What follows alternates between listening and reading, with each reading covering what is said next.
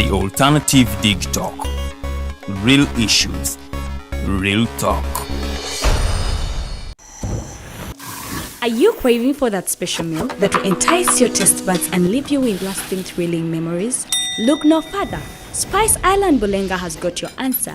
Natural, fresh and delicious juice, the best meals. Don't miss our daily specials from Monday to Sunday. Pizza Wednesday, Saturday Pizza Bonanza, you buy one and take two. Come dine with us and feel the experience. We are located at Prime Shopping Center in Bulenga, Mitiana Road. For inquiries, call us on 0704111720. Spice Island, we treat your cravings. Fellow citizens, following the sequence of events, Uganda seems to be at political crossroads.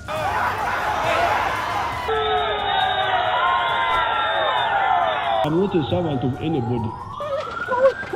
Madam, I know the law.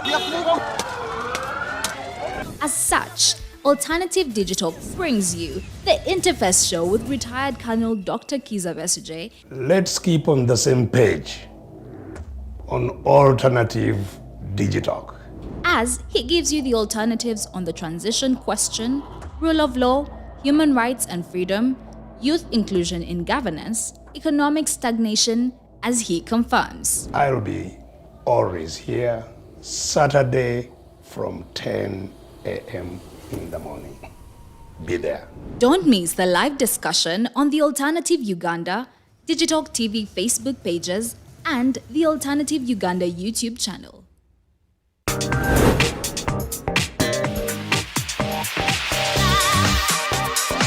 Hello, beautiful people. You're welcome to the Snap Talk with your girl Teddy Tenjo every Saturday, right from 6 to 7.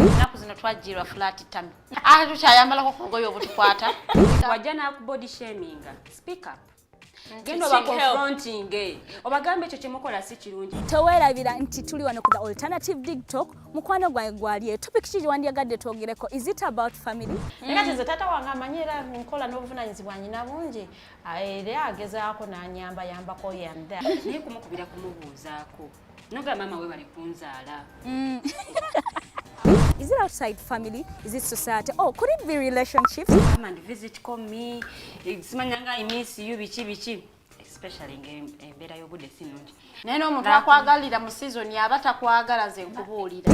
Just be commenting nga topic yona gyandiyagadde twogereko tujja kwa tujogera kwano ku the Alternative Digitalk ku share enganzi the Snap Talk.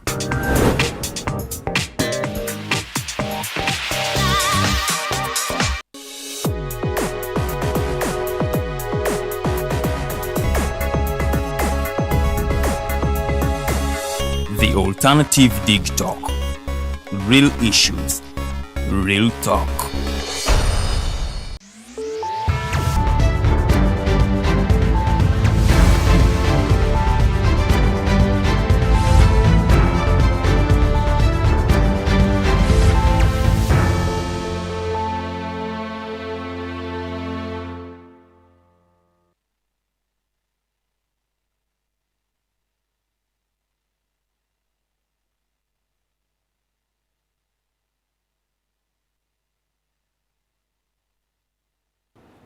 Akawungeza akalungi gwe munnanga ate alinaffe olunaku olwaleero olunaku lwakutaano ennaku z'omwezi tubala 3 tuli mwezi ogwokubiri oba February omwaka 2023 nkubuuzaako yonna gye sinzidde okubanga otulaba abali mu ggwanga Uganda abatulaba n'ebitundu by'eggwanga ebyenjawulo munnange mbabuuzaako yonna gye musinzidde okubanga mutulaba abatulabira emitala wa Mayanja munnange mwebala nnyo mwebalire ddala omulimu gwe mukola gwa ttendo tubasiima era tubasiimira ddala nze omumbejja luwedde Lilian okubanga nkutuusaako programu eno emanyiddwa nga The Voltage buli lunaku olwokutaano ssaawa emu ey'akawungeezi ate okutuukira ddala ku ssaawa 3 ez'ekiro nga twogera ku nsonga ez'enjawulo ensonga ezikwatagana ku byobufuzi n'obukulembeze bwa Uganda ensonga z'eddembe ly'obuntu ensonga ez'enkulaakulana n'ebirala bingi nnyo ebikwata ku mbeera z'abantu n'ebirala ebigwa mu kkubo eryo botasaanidde kubeera ng'ate osiba buli lwakutaano mbeerawo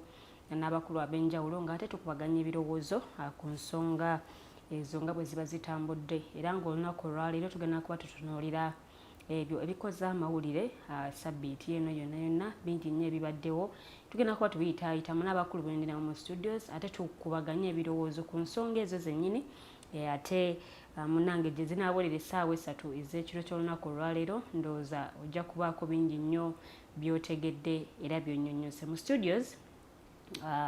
Ndimu ne mwami Kasule Ismail ono naava mu kibiina ekya Alliance for National Transformation yamaze dda okuba nga akkalira mu katebe kakati ngenda kuba neegattibwako omwami omulala mwami Otebe Robert Prince ono naava mu kibiina ekya NRM agenda kuba nga atwegattako okwonokwesa omwami Mayanja Robert Wels naye agenda kuba nga atwegattako ono naava mu kibiina ekya Forum for Democratic Change. Tugenda kuba ate atugayagaya mu nsonga ez'enjawulo naye nga ntwalira ddala okwetonda olwa sabbiiti ewedde voltage teyasobola kuba nga etambula bulungi olw'ensonga eziteebereka munange naye nga olunaku olwaleero weetuli nnyo okuba nga ate tubaweereza so tugenda kuba tutambulira ddala butereevu okutuukira ddala ku ssaawa 3 ez'ekiro so tulakkalira tugenda kuba twogera ku bintu ebyenjawulo tale sita wa wiiki ejja ennaku z'omwezi 6 n'ebirala bingi nnyo bye tugenda okuba nga twogerako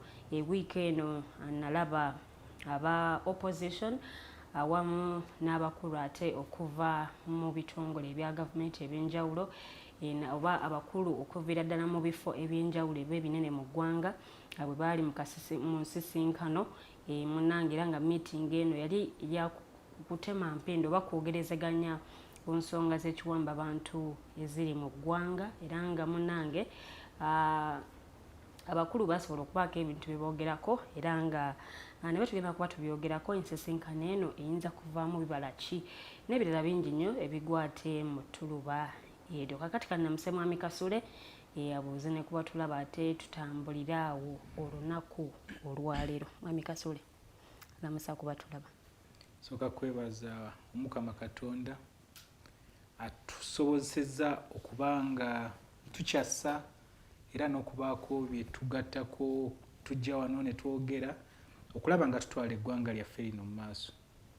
Era nsooka n'okwebaza naawe Lilian atukyazizza wano ku The Alternative program yaffe n'enganzi The Voltage then nebaza ne management ya Alternative Digitalk nabo boweereza nabo okuteekanga kakadde kano okulaba nga tubaako ne bye tujja ne tutegattako nga tugezaako okulaba tulungamya eggwanga lyaffe lino. Abali ku The Alternative Digital mwenna okusinziira we muli balamusizza mwebale gyonna gye mutuusizzaako engalo olunaku olwaleero ate naddala abantu baffe mu bitundu eby'Ebunyoro naddala Hoima West bintu bingi ebigenda mu maaso ebibuzo bya P7 byakomyewo naye kyanaku nnyo mbu waliwo umuze oba habit that is coping up in many schools more especially ffe Hoima mbu abantu bakwata abaana omwana omutwala mu ssomero kati bali ne balaba these who are weak performing ne babakwata ne batwala ne babaregisteringira mu masomero ag'omu byalo naye tekiri eyo wokka n'eno mu Kampala gye kiri. So kati it is something that tulina okulaba abakulembeze n'abazadde okukwatira wamu okulaba nga tukola ki because these schools they mislead after bwe balanga mbu twafunye first grades zokka 100%. Then omwana abadde waka atanaba kukima bibuuzo bye batanaba kucheckinga bibuuzo bye naye neyeteeka mu gundi eyo naye kati that frustration omwana gyafunanga ate ebibuuzo bizze bifaananye bulala kibadde kintu kikulu nnyo Ebunyoro eyo tukikubizza tubadde tukikubako ebirowoozo ate nsuubira Minister of Education ne UNEB balina okuvaayo balabe ngeri gye bakwatamu ensonga eyo because si ya buntu bulamu ate nga bw'oyogedde ku Bunyoro neno mu bitundu by'eggwanga ebyenjawulo actually sina mu Kampala sina mu Bunyoro wokka naye ne mu bitundu by'eggwanga ebyenjawulo ogenda okuwulira ng'omwana gaafe muffe mune baaturegisterinze ku ssomero ddala nti wano wabadde asomera ate munaye si we bamuwandiisiza so kino kigenda eri ministry y'ebyenjigiriza okusituukiramu ku nsonga eno nti omwana abadde asomera wano wabadde amanyiridde naye olw'okuba nti abasomesa tebamwekakasa kuba nti asobola okubaleetera first grade olwo nga bamutwala nga bamuwandiisa mu ssomero eddala naye ka performance wagezezaako wasobodde okumanyako performance mu Bunyoro yakyabadde kitya bw'okomparingako ku myaka egiwedde? Ebibuuzo by'omwaka guno actually nze focus sigitadde nnyo ku first grades oba abaana engeri gye bakoze namyo because mubaddemu issues nyingi. Ate nze nkyayina debate about the curriculum because ne ministry tenaba kuba certain eno curriculum gye introducinga era nabo balinga bakyagigezaamu obugeza. So abaana we may not curriculum ene empya esinga nnyo kati mu secondary essira we basinga oba ne primary mwe bali bakyusizaamu ebintu bingi nnyo n'engeri abaana gye babasomesa. So bakyusizaamu ebintu bingi nnyo so nga tenaba kupiikingwa n'abasomesa bennyini nga tebanaba ku training wa bulungi okupiikinga what is introduced. So nze sitera kuteeka ssira kweyo kubanga actually I don't even put that's why olaba ngezaako kuvaayo okwegatta ku bana abalwanyisa bano abaagala nnyo first grades because those first grades zitemptinze n'abaana abantu okutandika okubbira abaana ebibuuzo because nze I believe that omwana bw'aba asobola okuvaamu nga P7 yet ategedde bulungi asobola okuwandiika asobola okubala asobola okwogera oluzungu at least spellings asobola ziperfectinga. Nze I believe he or she can do something in O level aba asobola okukola ki because aba atandika bupya. So eno eba introduction emuleeta okukola ki so ate engeri na mu secondary curriculum ekyukidde ddala so bino okujjanga bimatchinga omwana aveeri nga bamuswitwininze nga at least kyamanyi kyagenda okusinkana eri so nze mbadde situnulira nnyo first grades. Sorry okusalamu ekirimi olinalaba nga abayunati bavaayo bagamba nti muna twetaaga oba tuteekewo ne P8 ntuli wava mu P7 agenda mu P8 ene muyambengako at least okumanya nti bwengenda mu secondary nja kukola masomo ga arts oba nja kukola masomo ga sciences. Ise ekizibu ekiri mu kutusumbuwa wano buli kimu tuli mu guesswork buli ekiri wano mu ggwanga buli kimu olaba tuli mu guesswork teri kintu kye tugamba muno kintu tugenda kikwatako kyankaliridde tumanye mbu tukifulumye kiveemu obulungi. Everything we experimenting which is very dangerous for kundi ezigenda okujja. Ate nze situnuulira abaana b'oŋŋamba mu district eno bakoze bwe bati tunuulira generation ey'eggwanga kubanga bw'oba otunuulira abaana abatudde abayingira mu P1 n'abatudde P7 babayingira baali kakadde plus 1.7 then bw'otunuulira abakoze ebibuuzo babadde 760 something ate n'otunuulira mbu abaana 800 eyo district number mu Uganda baavuddeyo nga tebalina kabonero konna nga baagudde. Yes nga baagudde nga tebalina kabonero konna so kati oba otunuulira bali abasinga obungi 1 million plus teyatudde ebibuuzo kati eyebeeragawa okitegeera so ekyo kintu kyantiisa nnyo kugamba dropouts zirina mu primary gyekitandikira eri so high okitegeera kati then omwana gwagenda bwe bagenda okumalira senior 6 ngeri enamba yeesalidde ddala okitegeera so and waliwo kati tulina okuinterrogate nga twebuuze where are these people going kiki kye baleeta on the development of the economy because baba tebamaze okusoma baba tebasomye ekitegeeza tebasobodde kusoma reading and writing. Kyokka ate boss report yali etugaa nti literacy rate ekyuse abantu kakati basomye abantu basobola okuwandiika basobola okusoma naye ate kati bw'otunuulira aba dropping out of school nga tanabana kutuula P7 ate ne wenyamirira ddala. Actually tulina okuddayo era parliament singa parliament eteekawo essira because nawulidde ne minister ne one of the MP Honorable Saro Pending agezaako okugamba engeri gye bagradinga batandika okugradinga abaana in terms of not aggregates but in terms of gundi mboba bano first grade second grade mu grades no tebaba tunulira mu aggregates because you see ogenda kwesanga omwana afunye anti aggregates oluusi zeziweesa omuntu grade gye bamuteekamu no anti bamanye mbuno first grade kasita abaana baba marking ne bamanya mbuno abafunye bweziti bano babadde mu first grade oyinza okiraba kiyinza okubeera nga bwolaba university bwebeera ne mubeera ne lower class as class. A second class upper ne first class. They can grade in that way. Era still they will have to get mark these people, these banabana bafune marks zaabwe, then bas grading accordingly. Yeah. Because wano wabaawo kontagana kunje oli agamba nze nafunye 13. Neyebuuza kamwaka kannemeseza kaliwa.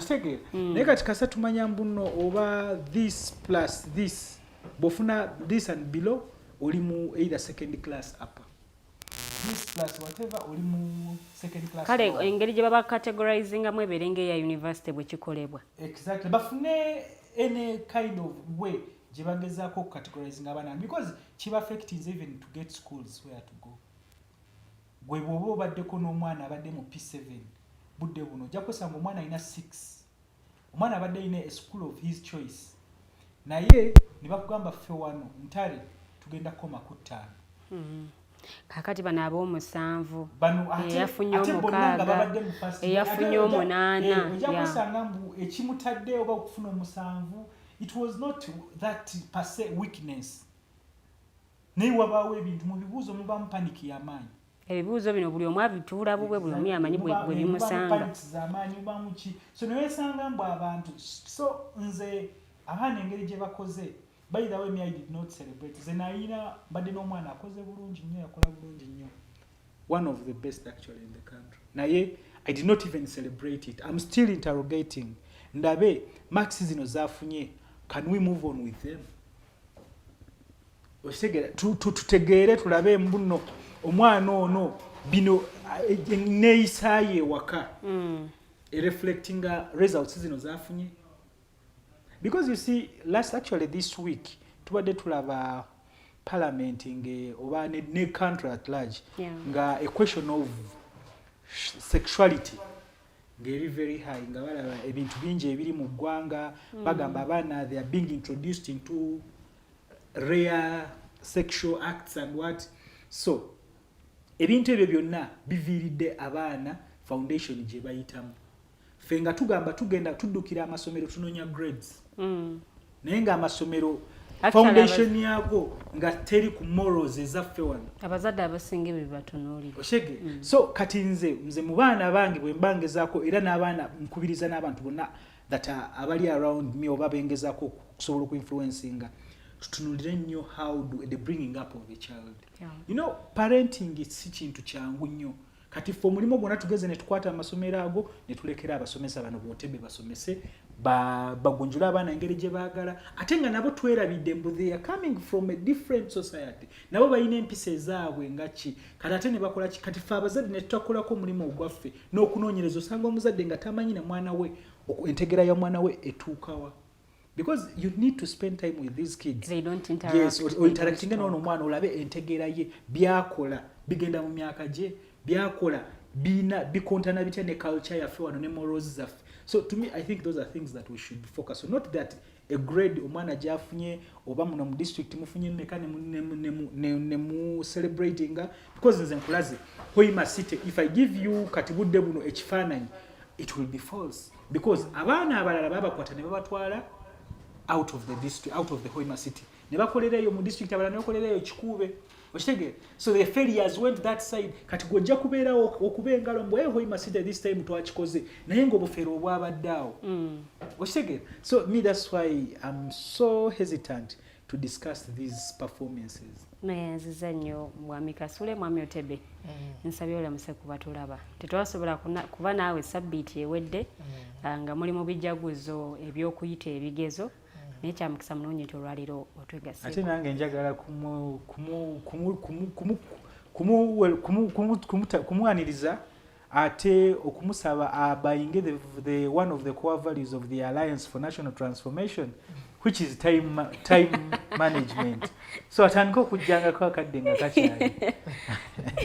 Ekituufu nnyo okwetondera abatulaba abatugoberera tukulaba nti tutuuka kikeerezi n'olusi tuba tetukyagala olw'obulungi bwa sheero mutuufu ogamba obutagenda wakirika ntuuke leeti so tekikola mu bugenderevu tuba tutuuka leeti nkola ya president naye obwalaga atuuka leeti oba oliawo nti babakwatibwako n'emirimu emirala nakadde nawo nina okutuuka omanyi lumu mabirizi baali balina gundi presidential debate natuuka namugamba ng'otusente agamba babiriza ali wago mwasiba agamba as usual as the president comes gundi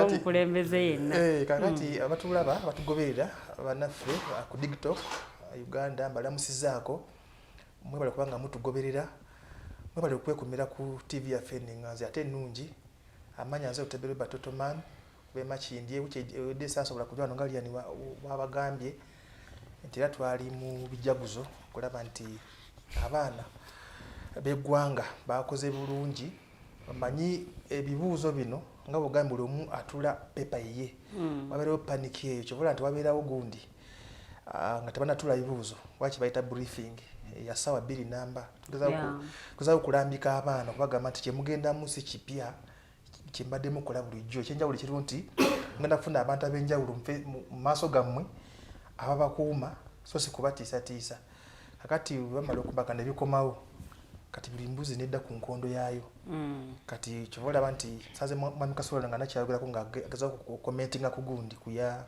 honorable Wetororo Saro Pendi amanyi Pendi naye nekosomba amawulire anoonyaamu ki buli kijja yayagala biru yawala ki yajagala biru yemanyi eki buli kimu yakola ki mpozi wa NRM yajja independent kakati neera wa NRM leaning naye kyayogedde kifaanagana kyeyaganye oba kyatayagala bw'otunuulira ku argument yabadde nti bajjewo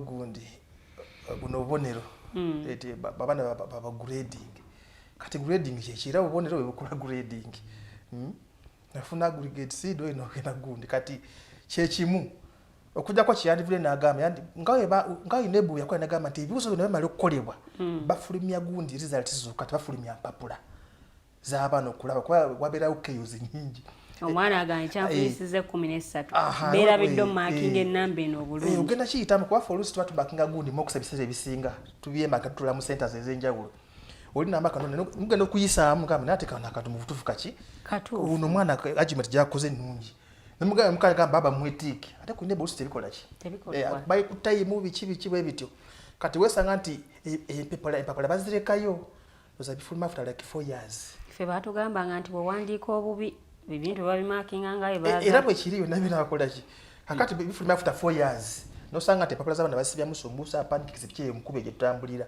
naye nga beewala kino ekyokukola ki ekitegeeza omwana tasaasaba limaaka kiba kizibu era process ebeerawo kooti bikoze bitya kyobola nti papula lujja nga muddemu muli makinge process eddamu buto kati kye bandikoze n'amasomero bandibagambye nti mu senior 6 tulina principal passes bagamba ziba 2 okuyingira mu university kakati primary 1 tulina grade 1 paka grade 4 bandigambye tewali kugeraageranya abaana oli kasaba nga afunye grade 1 paka grade 4 omwana ayingire mu ssomero lyakola ki of his or her choice dano okuja n'ogamba nti ate bajjeyo simanyi grade byebiki tebisoboka kuba gundi results eziyita grading gyokola ki information at least bateekeko ne weight kubanga olaba ne mu university bw'osaba course bajja kulaba weight eyo giina oba nabo ne bakuweereza according to your weight exactly so ndowooza twandikoze nesigamba nti bakole ki so which yatambula bwetyo bamu bakyajaganya ku ssomero lyaffe abaana bali 16 twafuna first grade 11 abasigadde abaana ne bayitira mu gundi mu second omu yekka yakola mu yafuna third naye kyali kitegerekeka kasenta yange sebo yatuza abaana 12 temwatwala senta yange 12 kitegeeza tekuli yagenda mu kyalo nze nalina 16 n'abasigadde senta yabatulira wange so bakola bulungi kuba senta yonna nawe tugatta twafuna first grade zaali 62 yeah so ndowooza nekyali kyanjagadde nnyo omulama guno gwetugenda okugalako olwaleero ogwaluli nagusubwa nnyo naye bw'otunuulira wano engeri gye mwakyuzizeemu naddala agenda ey'okubiri eyo oli musebe tuzaayo ku luli eyali ku Friday yaggwa so nsiimye management tukola nti koze ki tugenda kusanyuka mukulu Mayanja ankwaniriza badde tubulanganye magaliza she ennungi okay neyanziza nnyo mwami Otebe ngenda nja kudda ewuwo twogere ku nsonga y'ebyenjigiriza mwami Kasule yagirambuludde bulungi nnyo era akonye ku nsonga ya curriculum engeri abaana gye basomesebwamu kwegamba ebirala bingi nnyo byakonyeko naye nsaba okwaniriza mwami Mayanja naye alamuse kuba tulaba sabbiiti ewedde yalinamu obukosefukosefu naye akansubire nti embeera yateredde bulungi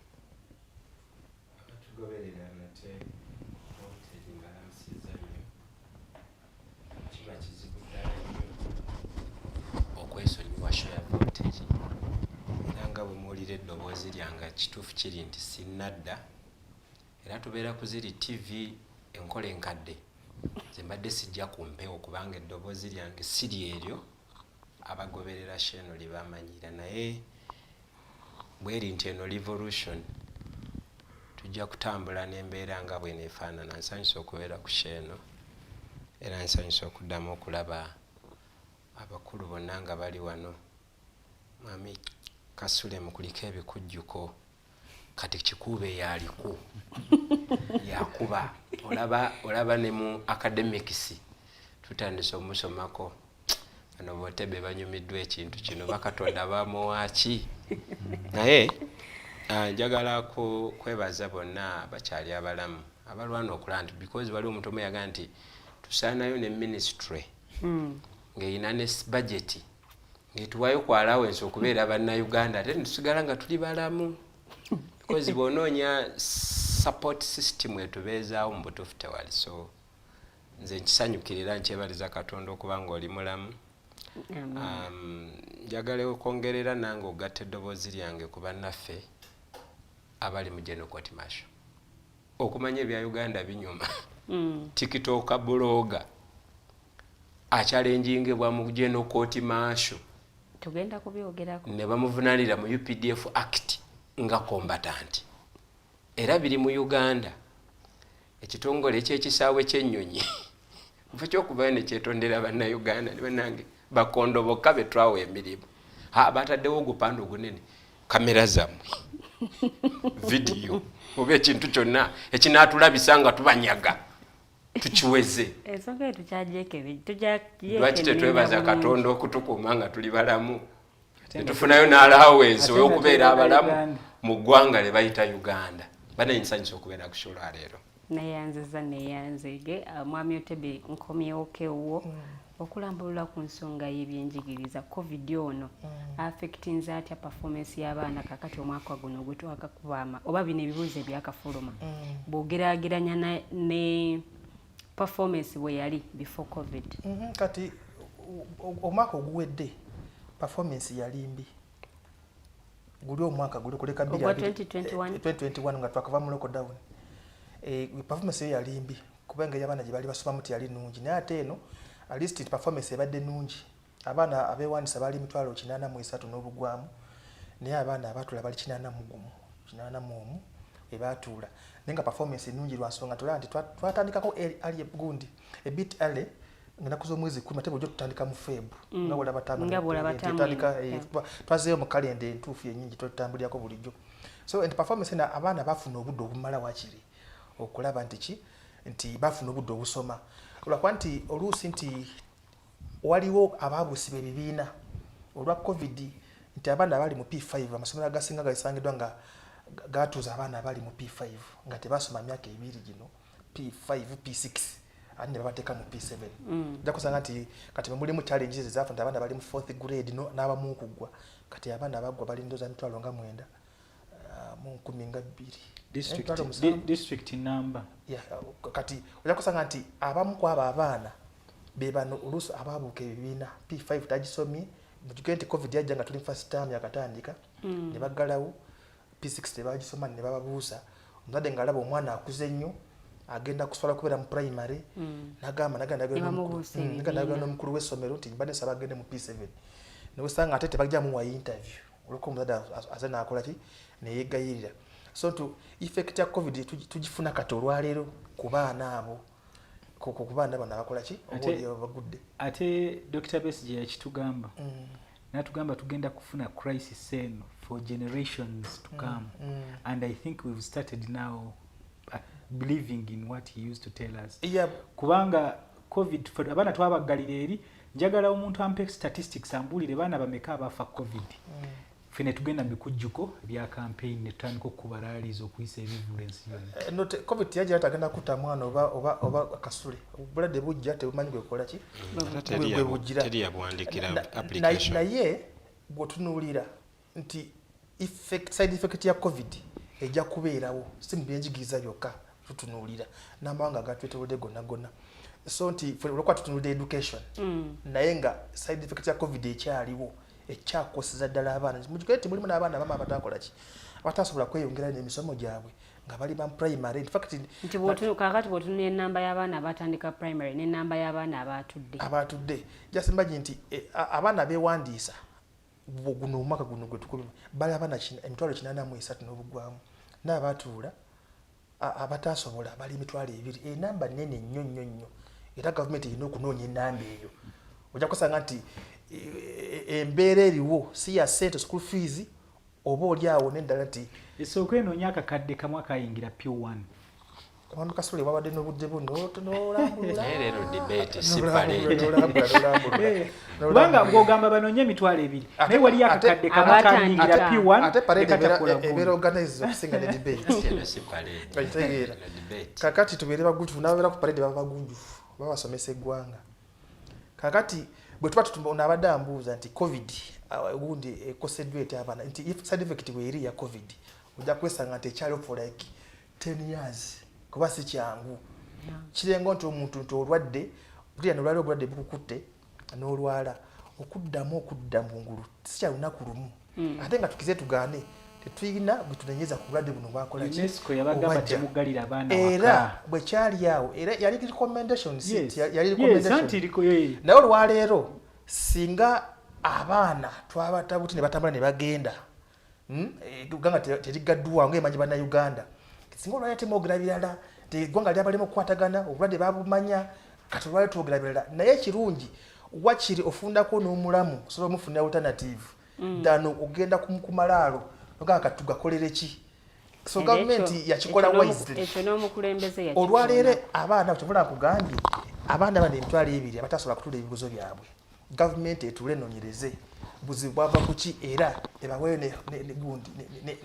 ne helping hand kubanga ojja kwesanga nti obuzibu tebwava kubongabo because of their own making nga kiva ku ki either nti gwali mugalo nga bambala bakuze kuba nti nesomero natuka ono machindi ngolaba abaana mwebali abaana bakulu bali era bagamba fe tugenda kwambala uniform nedi masali gunda gamba okete muzambala ngala ukona neka uniform ya primary abala baswala paka tugenda kwa chidi basagamba it's fine muja kuzambala nga mugenda kola iki ngenda kola kati yali gundi covid effect hakati eso government ebe n'ekingamu nekola ki nirati abaana ngabo baliwa kwa the end of that day we wait emyaka nga 10 mu maaso abaana abaja kubera kizibu ku gwanga lino atera okongerezaako waliwo ensonga endala erumbye education sector emize emikyafu ejumbye ejeriise kakati enkuuli mu masomero mu baana babi batandisa nga tebabimanyira kubimanya waliwo akavidiyo akamu kenalabye nga bano baana bato naye nga waliwo n'abantu abakuladde batudde wabbali kwegamba nga babeetegereza kibagenda mu maaso n'okubanga bakola ne weewuunya tulaga wange ensi kakati ebintu bibiri omukasula abadde abyogerako wano n'agamba nti yadde nti batuwa abaana okubasomesa tulina akadde ketekana katusoma gundi ku moral behavior tuyisa mbane empisa weeyisa otya wali akaana asobola okuja n'ayogera ebiri ewaka byalabi ate abazadde fa bibalaga mu Kampala muno osanga omuntu asobola mukazi kubeka tasolamu n'abaana naye bafumbo bakola ekikola ky'ofulumanga n'abaana bawulira ne bajja ne babyogera ku ssomero ng'abaana babimanyi kati ne weesanga nti ffe abalina okubibajjamu abasomesa naye nga mukasole wagambe ojja kusanga n'omusomesa munaye babwe naye yali abinyumirwa agamba mukya bulijjo kati gyekiri nekyakyeweerabidde waliwo kati empisa egenda musobe egenda mu maaso masomero gaffe ebisiyaga bitandise okutambula mu masomero kubanga si eneeyisa yaffe abafirika si eneeyisa yaffe abafirika kati nawulire ndakawe wabwe wali yavuddeyo wamma kakati so emize egyo era ffe tugivumirira gigende wala era negundi ne deputy speaker yavaayo emabegakaawo n'agamba nti ebintu ebyo byataze okuwulira ku masomero it's really alarming bannayeffe ng'enkola yaffe ey'ekiddugavu president Museveni yavaayo n'agamba naye nga bannaye naye otunuulira wano Uganda wano wetuli n'otunuulira Rwanda n'otunuulira Kenya ne Tanzania nga tulina abakyala balungi baliyani nga balungi nenda olekotaliya n'ogamba gundi kakati naye ogenda kwesanga nti waliwo bannaffe ababikukusa ne babiyingiza muno neze kyenjagala okugamba amasomero ne community gye tuwangalya yonna ejemese sijjaffe gyabalala omanyi okopa n'okopa n'ekibi kati kyetuliko okopa n'okopa n'ekibi kyova olaba nti oluusi tudema nga tusomesa abaana nti bagamba nti abamu abasomesa history bagamba nti Kabaka Mwanga yali mubi ono basamulekere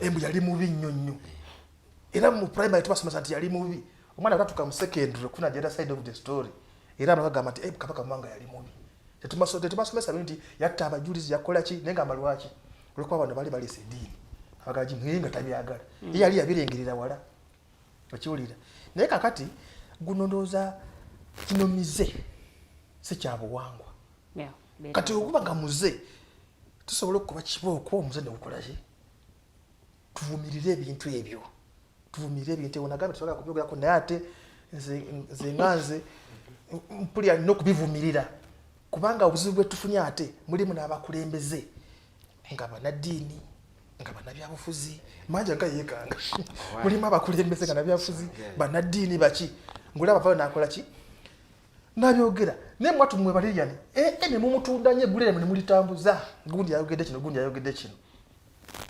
wale munaddiini omu yavudde nakyo gwe nagamba waye gwe gundi gwagwa mu ddiini yo oyogerako ku kikujo kozi sobola nabyogerako toddamu nakubimbuuza naye ngenda kubivumirira nga ndi ku Digitalk so emize giyingidde ku masomero gaffe naye ate nasooka kubiwulira mu mupiira eddawo nganyi taka okuwagira emipiira era naye olwokuba neddira mamba eyo togendayo era sigendayo kati bino bituse ku masomero manje ngoziiza neyanziza mwami Otebe mwami Mayanja olina comment yonna ku nsonga y'ebyenjigiriza nga tetunasala ddiiro kudda ate sayidi endala ennaku zino ngenda nkoowa okola postmortem reports nga ate ziri specific mu kati tutunuulire omugenzi ayinza oba yafudde ensalika because already ensalika gyeri naye nga ate tulina omusawo omwe yatugamba nti Uganda mulwadde ali mu intensive care unit era ali diagnosed with multiple organic failure siri muyigirize nnyo era sibimanyi nnyo ebyo medical terms naye nafuna omukisa okubitegeera mukyala Lilian obudde bugenda butuggwako era nsaba TVN divorcinge traditional broadcasting kitujje wano tuwogere Prime Minister lwaki yagenze gundi to discussing ebyo because tukiriziganyiza ebyo binja kubeerawo because bwekito bwe tuli so last time twayogera ku parliament n'amateeka amabi netukiteekaawo kakati olwa tuwogere ku education kiki ekyakyuse era tubadde tusuubira ki mu state of the nation address president gye yakola nga tugenda mu mwaka guno kati gwe tukolako analysis sector tugyeyo mu byanjigiriza yo tugamba ki because the purpose of the state of the nation address is president kwe projectingira nti wano munindire wano munkeberere wano kwebyo yatugamba ki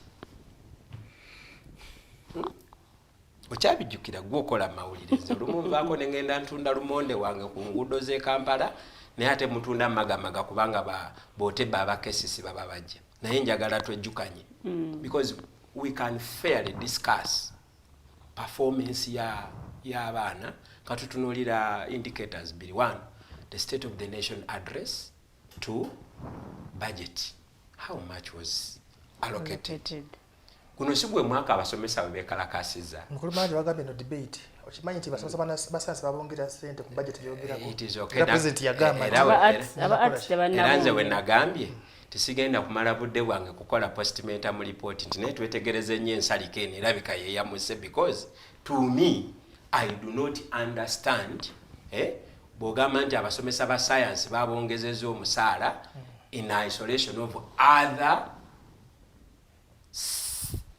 stakeholders mu service y'ebyenjigiriza. I would as well go ahead and say, what about the non-teaching staff? Because mu Uganda ebadde sequence abasomesa bwe bemala okwekalakaasa ne kuddako ba lecturer bwe bamala ne kuddako ba non-teaching staff. okiwulira kyetutalabangako nga bekalakasa bebakozi ba ministry of education. But I would think eggwanga eririna abantu eggwanga erina kyeryagala okwachivinga, we would hear a lot of pressure. Twakiwulirako kuba yali permanent secretary mu education omukyalo oyo mwerabidde.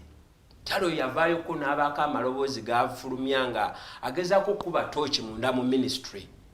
Okiwulidde? Owokubiri yali Dr. Stella Nyanzi ndowooza. Yatugaa nti neeno university yennyini ebintu babikolaga dibenga lye. Lecturer bwakutunuulira ng'olabika bulungi automatically oba oyise ekigezo kye. Enkola tugimanyi. So basaba ne banyaba abagoberera voltage show. Tulekeraawo okulowooza nti tujja kujja no bamayanja tubyogereko kuba tubyogedde emyaka nze nina emyaka kati ngenda kweza 43. Naye ndowooza the fair percentage y'emyaka gyange gine naddala egy'obukulu okuva ku myaka 18 okutuuka leero kyenkoze kyokka kwe kwogera ku bintu bino. Olumu binyiiziza n'enkolayo n'ebintu abantu bagamba obandaluse naye nga bulumi bwa bintu bino. Bwe twali tutwala embezi ku parliament twayogera ku ssente gavumenti ze yali yeetaddemu nkola y'okwejavaata ng'abasomesa 2014 bekalakasa lwa musaala. Baabuweko olwo ennaku yali ebakubye nga ku musaala gwaffe mutwongereko emitwalo 1, 2, 3, 4 wegiti omusajja n'agamba ntayi sirina. Naye nga oyo omwoyo buli lunaku tumuteekamu obuwumbi 2 buli lunaku obuwumbi 2. Kakati nze nzire ku masha asomera mu UPE mubuuze lwaki bafunye points 18 awo nze navuddewo. Naye nze ensonga ze njagala twogere ku education Robert negataako ensonga ya government scholarships scheme eyo. Omwana Yoweri Kaguta Museveni gwaweerera muteekako sente mmeka lwaki wanga muteekako mutwalo omwaka mulamba Yoweri Kaguta Museveni omwana owange gwensomeseza mu ssomero lye musomero li no kati twogere ni real terms kuba tetuli bakongo tetuli bagwira kyogedde bulungi tetuli bagwira Museveni anagwa wa milioni emu government enagwa mutwalo gumu byawule oli kolanga muntu beti yange bwento wenjagalo jivuga sagalo twabera wankolera debeti ya Yoweri Kaguta Museveni ng'omuntu abe na muwongo mukasanvu gwe mulonda gwe mwambala t-shirt ne mwesibe ebisenso eyo government okiwulidde njogera ku Yoweri Kaguta Museveni government tejja mu kalulu government tejja mu kalulu kati njogera ku balonzi bo boyambaza t-shirt ne babasimbya line ne bagende kololo ne bafumbira pirawo ne bagana akaveera mu kaleeti bo bayise balalu abaana baabwe government gye baagala ennyo. Mwami Yoweri Kaguta Museveni gwe mwagala ennyo yatava ku main omwana wo amuteeka musiringi omutwalo ogu omwaka mulamba. Deni ne tusuubira omusomesa oyo omwana oyo mukolako ebyamagero ndooza bwamuteekako omutwe bwa mukono bw'ati basebe ne banyabo ke kaseera kati tubuuze omutwalo gumu mu Uganda nga bwefaanana nga gwe tuteeka mu mwana omwaka mulamba tubasuubira okukola sayansi. Omulala n'avaayo Maria Antoinette. Ladies and gentlemen, please give your people milk. Your children are suffering from enjala ku ssomero. Lwaki temubagulira flasks? Can you imagine? Where? No, amata gano gabayambeko manyi bagamba omuntu gy'amanyi gyakola ki enkuba gyeto nze seewuunya nalulungi waffe oyo maama w'eggwanga nandifukamidde nga mwogera nako nti era ye yanatubulira mata afterolindako malirize let me make my argument bwe bamalirize eno emirimu gyabwe mu kibuga bwe baddako mu kyalo babeera naki babeera n'ebintu bwe bataba na mundu baba nante. So kyo tekineewuunyisa era bwe yajja okwogerako gye tuli gaali galina kuba mata. So tuleme kudda ku debate sijui covid. No, covid yatusanga ne kookolo waffe ebyenjigiriza twabiziika 1986. Tetuwekozostinganga debate ku proposal za white bagitanga white paper a professor Apollos Bambi twagimplementinga to what extent? When was the last time we talked about educational reforms in Uganda? Togedde ku curriculum, but who designs this curriculum? To what extent have we had Uganda tutudde dine tutuna consensus that this is the form, the set of the education we want? Now we did use era naseka mbo balina modifications ze bakoze mu syllabuses naye ate baticha abalina osomesa abaana tebabimanyi n'obateekerawo obulungu n'osooka obeekizamininga ku bye bagenda osomesa bagenda bazaayo mu training no ate bazaayo ddi ndowooza olaba the Luweero management system sooka olonkinga system ne taamu etandike then later on okwate Otebe abasomesa obatwala oba training bye balina okusomesa mu taamu etandise. Which country does this? Mayanja toli just informed. No, yes, I am, but this is my moment. Let me make my point. Let me make my point.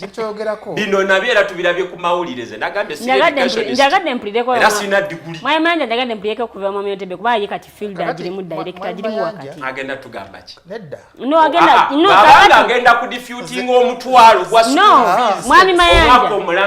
No mwami Mayanja. Kitandikirawo. Ali kakati soko ulize kyalina okwogera kubanga ye ali wali gonja wa the debate in the education is nze gye nsobola okwadmiting eriemu.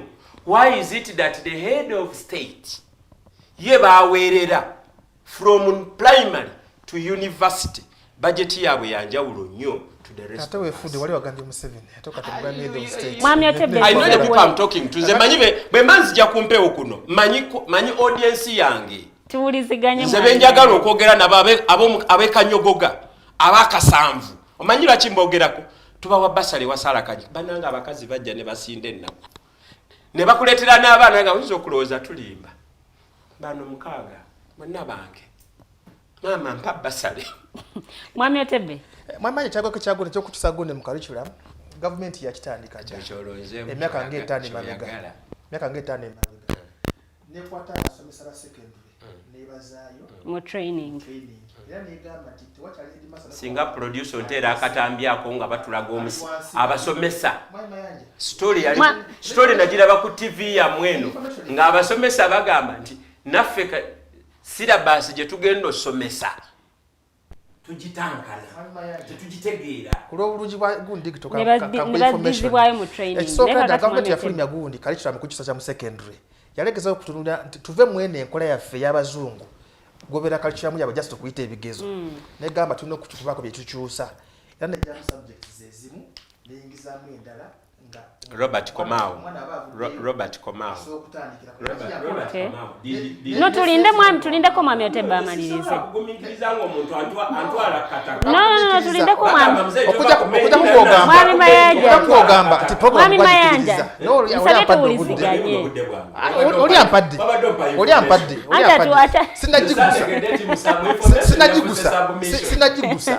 sinagigusa ate oli moderator bana nsabye tuwuliziganye mwami Mayanja ne mwami Otebe. Negamba nti buli teacher yenna alina okubanga wa degree era nebazaayo abasomesa basome degree. Era leo tuka mu masomero ga secondary curriculum gye basoma olwaliro ba syllabus eyawukanamu neyaffe gye twakola ki gye twasoma.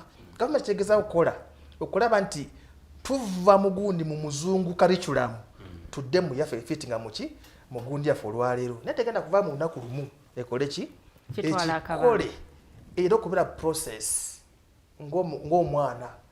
So my Mayanja saka waje wano olimba. But have we come out to evaluate it okulaba? So evaluation ogikola ngo na percentage gyo tuseeko. No, you see, nature akatandika kikyali mu gukyali mu nasale. Otebe can point from because chetuli wano tuli mu kugamba abana baffe yes mu mwaka gumu but what has it caused us?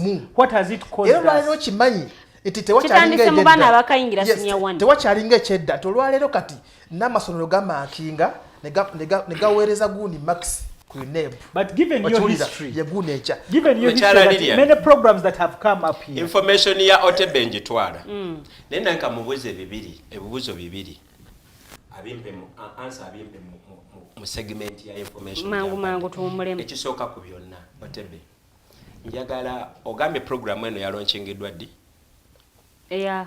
curriculum bana batanse katugume omwaka ebyo byogamenti government yaleeta ba head teacher nga ba degree ebyo because sibitegera bulungi kwa tuli byenjigiriza fine era nakoze disclaimer eyo nga era system stress ne okay ntabe tuwangane tibwa nga tuwa submission kati gwe olonzeewo kusirika kati kankole nange submission yange y'obutamanya mu dakiika ntono bw'obudde bwe bunadda ojja kukola ki ojja kukola clarification basebe ne banyama nze nga Mayanja Robert omutunulizi w'ensonga zino okuva mu kibiina kya Forum for Democratic Change tebabawuddisa nga babasongera ku earrings babawo obuntuntu obutinitini babatwalako ebyannaggwano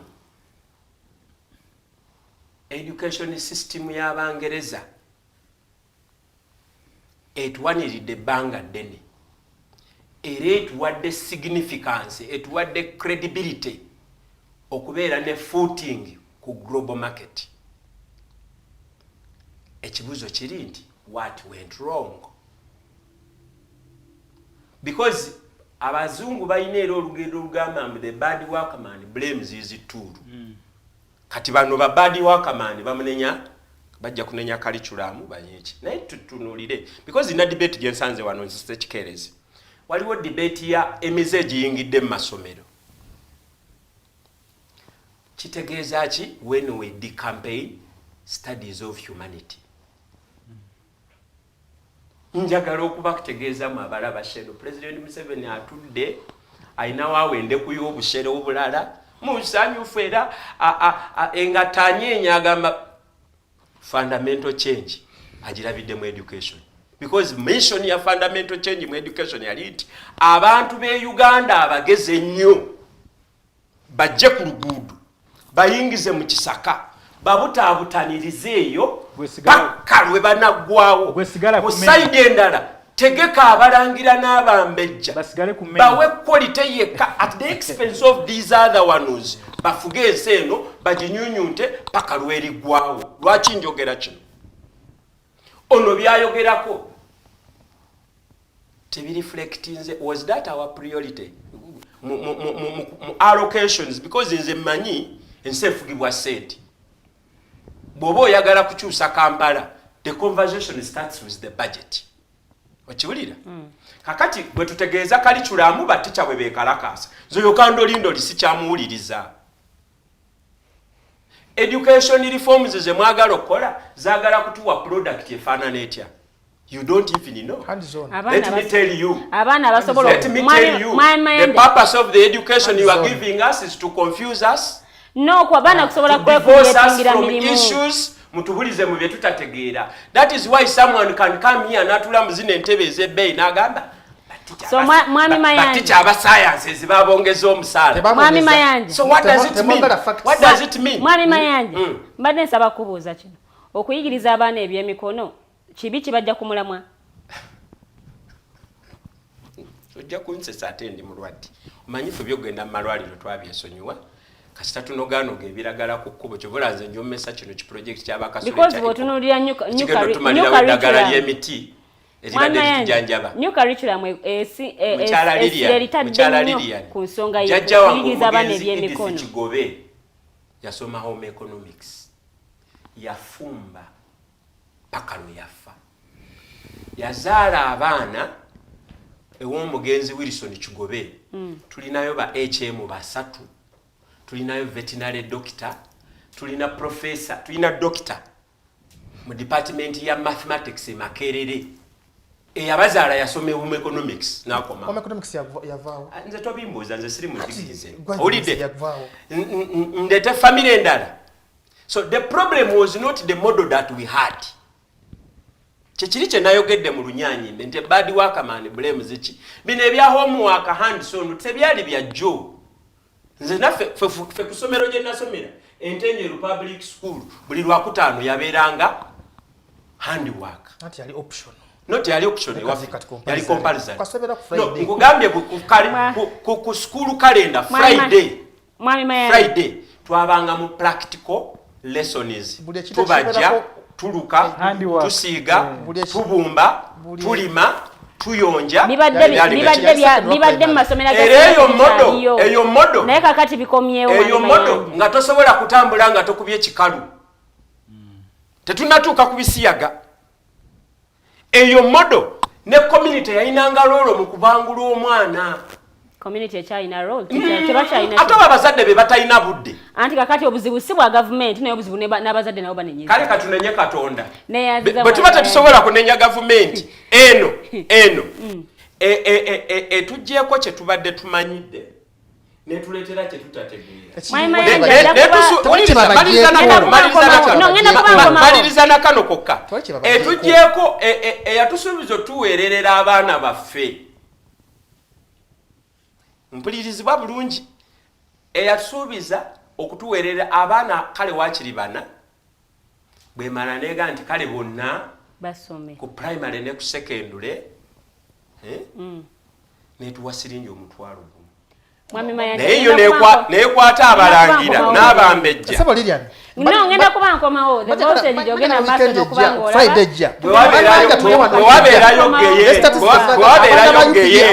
olaba omuliro gwa geyena kugenda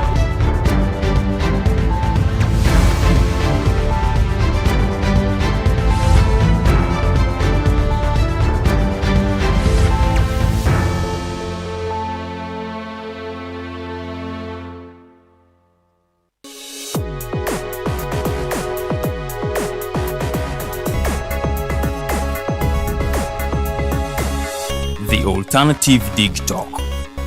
Real issues, real talk.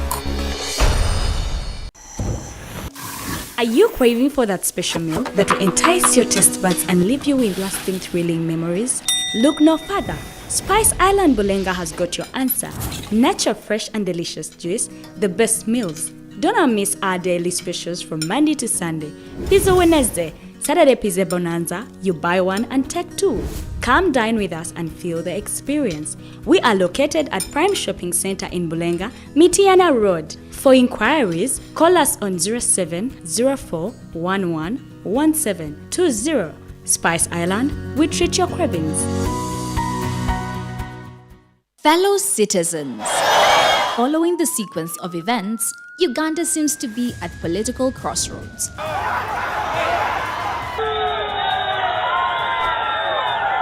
I'm not a servant of anybody. Madam, I know the law. As such, Alternative Digital brings you the Interface Show with retired Colonel Dr. Kiza Besuje. Let's keep on the same page on Alternative Digitalk, As he gives you the alternatives on the transition question, rule of law, human rights and freedom, youth inclusion in governance, economic stagnation, as he confirms. I'll be always here Saturday from 10 a.m. in the morning. Be there. Don't miss the live discussion on the Alternative Uganda, Digitalk TV Facebook pages, and the Alternative Uganda YouTube channel.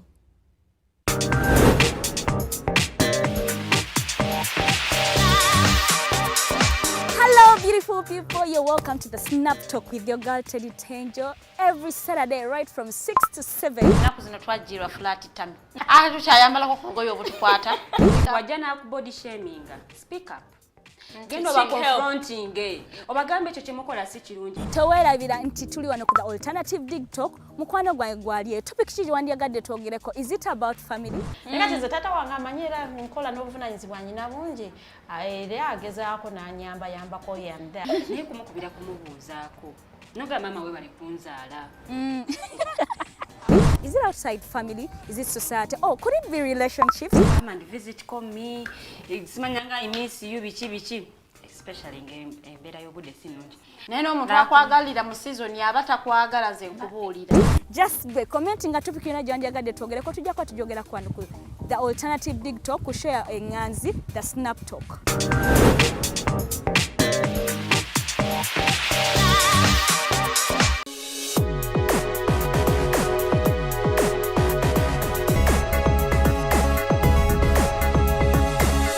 The Alternative Digitalk. Real issues, real talk.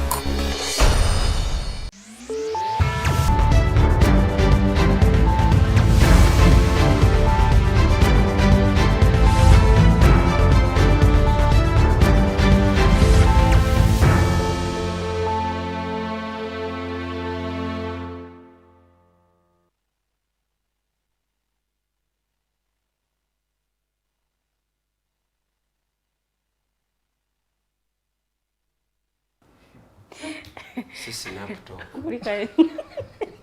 Sorry raka kaise kulika nnyo mu kuwummulamu okwo. Debate ebaddewo nga tugenze mu kuwummulamu ebadde eyo kyana ye tukomyewo okuba nga tweyongerayo kubaganya ebirowoozo ku nsonga nga bwe zitambula mu ggwanga lino erya Uganda. Nze omumbejja luwedde Lilian era nga mu studios ndimu ne mwami Kasule Ismail okuva mu Alliance for National Transformation, mwami Otebe Robert Prince ayongerako ne Total Man okuva mu National Resistance Movement. Otenno kugatta ne mwami Mayanja Robert Wels ono nava mu kibiina ekya Forum for Democratic Change. Tugenda maaso n'okugayagaya mu nsonga nga bwe zitambula era nga essaawa yaffe esoose essira tusinze kuliteeka nnyo ku byanjigiriza wa we tuyimiridde wa we tutuuse nawa ate we tutambulidde mu kkubo eritali ttuufu. Genda maaso n'okuba ng'oteesa ku mulamwa guno ng'ogenda butereefu ku page yaffe Alternative Uganda mu comment section munnange wesaba oteeke endowooza yo nja kubanga nzisoma nga sho tennaba kubanga ebiwunziki bibuuzo ebisinga byendaba wano bigenda wa mwami Otebe nja kubanga mbimuweereza bulungi nnyo ajja kusobola era okubanga abiddamu bulungi nnyo. Mwami Ethan mwine weebale nnyo okubanga ate otulaba ogamba osinzidde Ankara Turkey ejo sinzidde okubanga ate otulaba toyanziza nnyo toyanzeege ebibuuzo genda mu maaso n'okubanga obiteekayo. Mwami Otebe ajja kubanga byonna byonna munnange abiddamu butereevu. Tugenda mu maaso n'okubaganya ebirowoozo ku debate eno ekwatagana ku byenjigiriza mu Uganda. Munnaawe otunuulira abakulu submissions zebawadde nze sisobola kubaako kigambo kyonna kyennyongerezaako naye ngenda kubanga nzirayokko ewa mwami Mayanja katini ate nkomewo ewa mwami Kasule. Munzika ensonga yo mwami Mayanja. Basebo ne bannyabo nze mbadde ngamba bwe tuba twogera ku bitukwatako directly tuleme kubuzaabuzibwa. Omulimu gwa gavumenti bwe tumala okugiwa omusolo ne tukuuma n'emirembe erina okutuwa obujjanjabi erina okutuwa ebyenjigiriza. Ku debate y'ebyenjigiriza sigenda kubuza private schools. Ku debate y'enjigiriza sigenda kutunuulira passmark. Fe abali mu field abali mu katale tulabyeko abaze ne zidiguli era omuntu omulaba nti ono UPE wano n'agraduating nga USE n'omuwa ekintu ekiri basic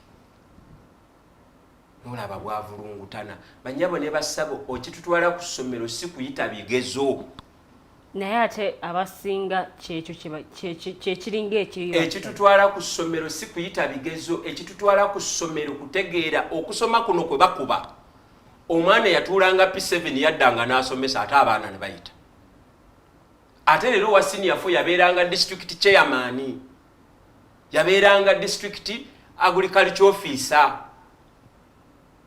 Owa senior 6 kakati wavange Makerere fe waffe Mukono district gye nakulira omwana avudde Makerere mukolo gwa independence ogwa district abasomerako Makerere nga babayimiriza mu tent ne tubalicognizinga.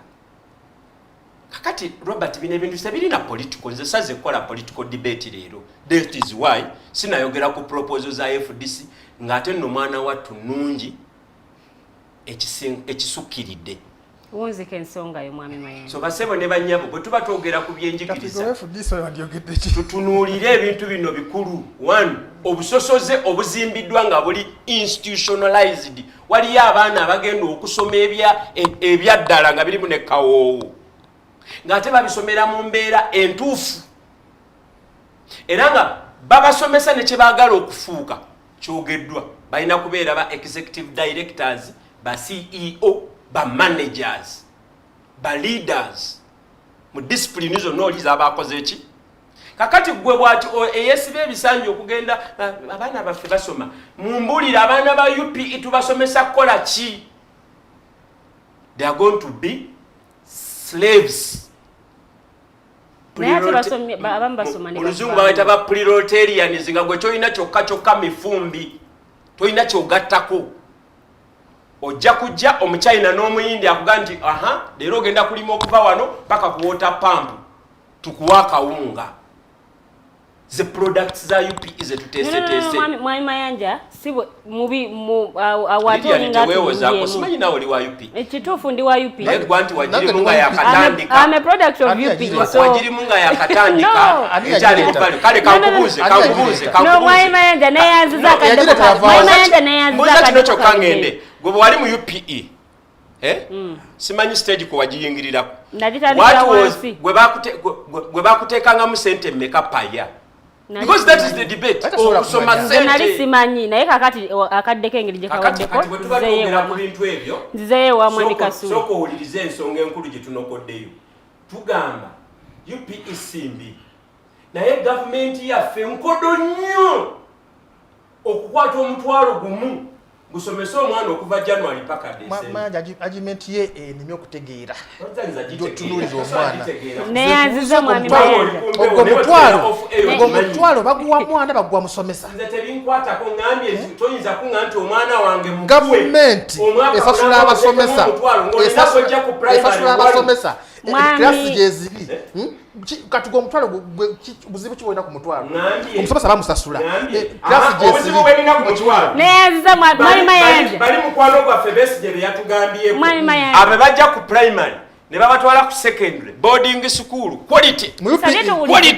era nayo eringa UPE kubanga tebasasula nsabye tuwuliziganye chala lirya nonsonyiwe tubinyiza kuba ndi muzadde bino si bya bufuzi basebo ne bajja ndi muzadde sikijjeewo kuba nti oli muzadde era neyanziza nnyo submission yo mwami Kasule owunzika otya ku nsonga eno ebyenjigiriza tudde ku mulamu oguddako andikoze naguno gwokka Lilian ogambye oli product ya UPE singa nkubuuza emyaka 3 egiyise essomero liri wayitamu likola litya are you still proud of it ekyo kibuuzo kya I'm still proud of it likola litya Otebe primary school so kubanga nze interest yange wenjitadde me am worried oba nze nkugambye nino one of the omwana wange my first born she was one of the best mu ggwanga lino yafuna nnya wonna gye yasomera I did not celebrate about it naye kyentunuulira budde buno emiliyoni emu kubanga nze budde buno ne bwe mbanva wano ku voltage ntya ne boda gye ngenda okutuulako sisobola kujjayo simu eno nentambula naye ku luguudo awo bwenti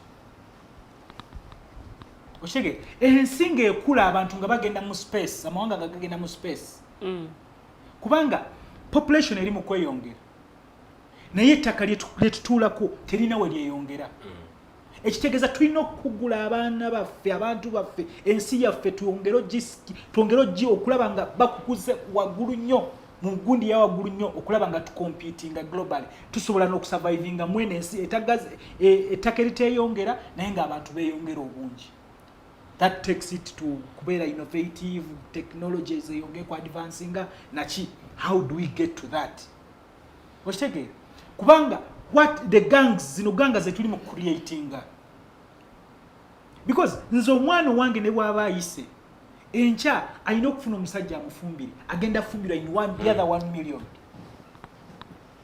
oshitege so me it's not about oba oli mu UPE oba toli mu UPE oli wa NRM oba toli mu wa NRM these two things health and education because you see we shouldn't even be debating UPE private because the regulator remains one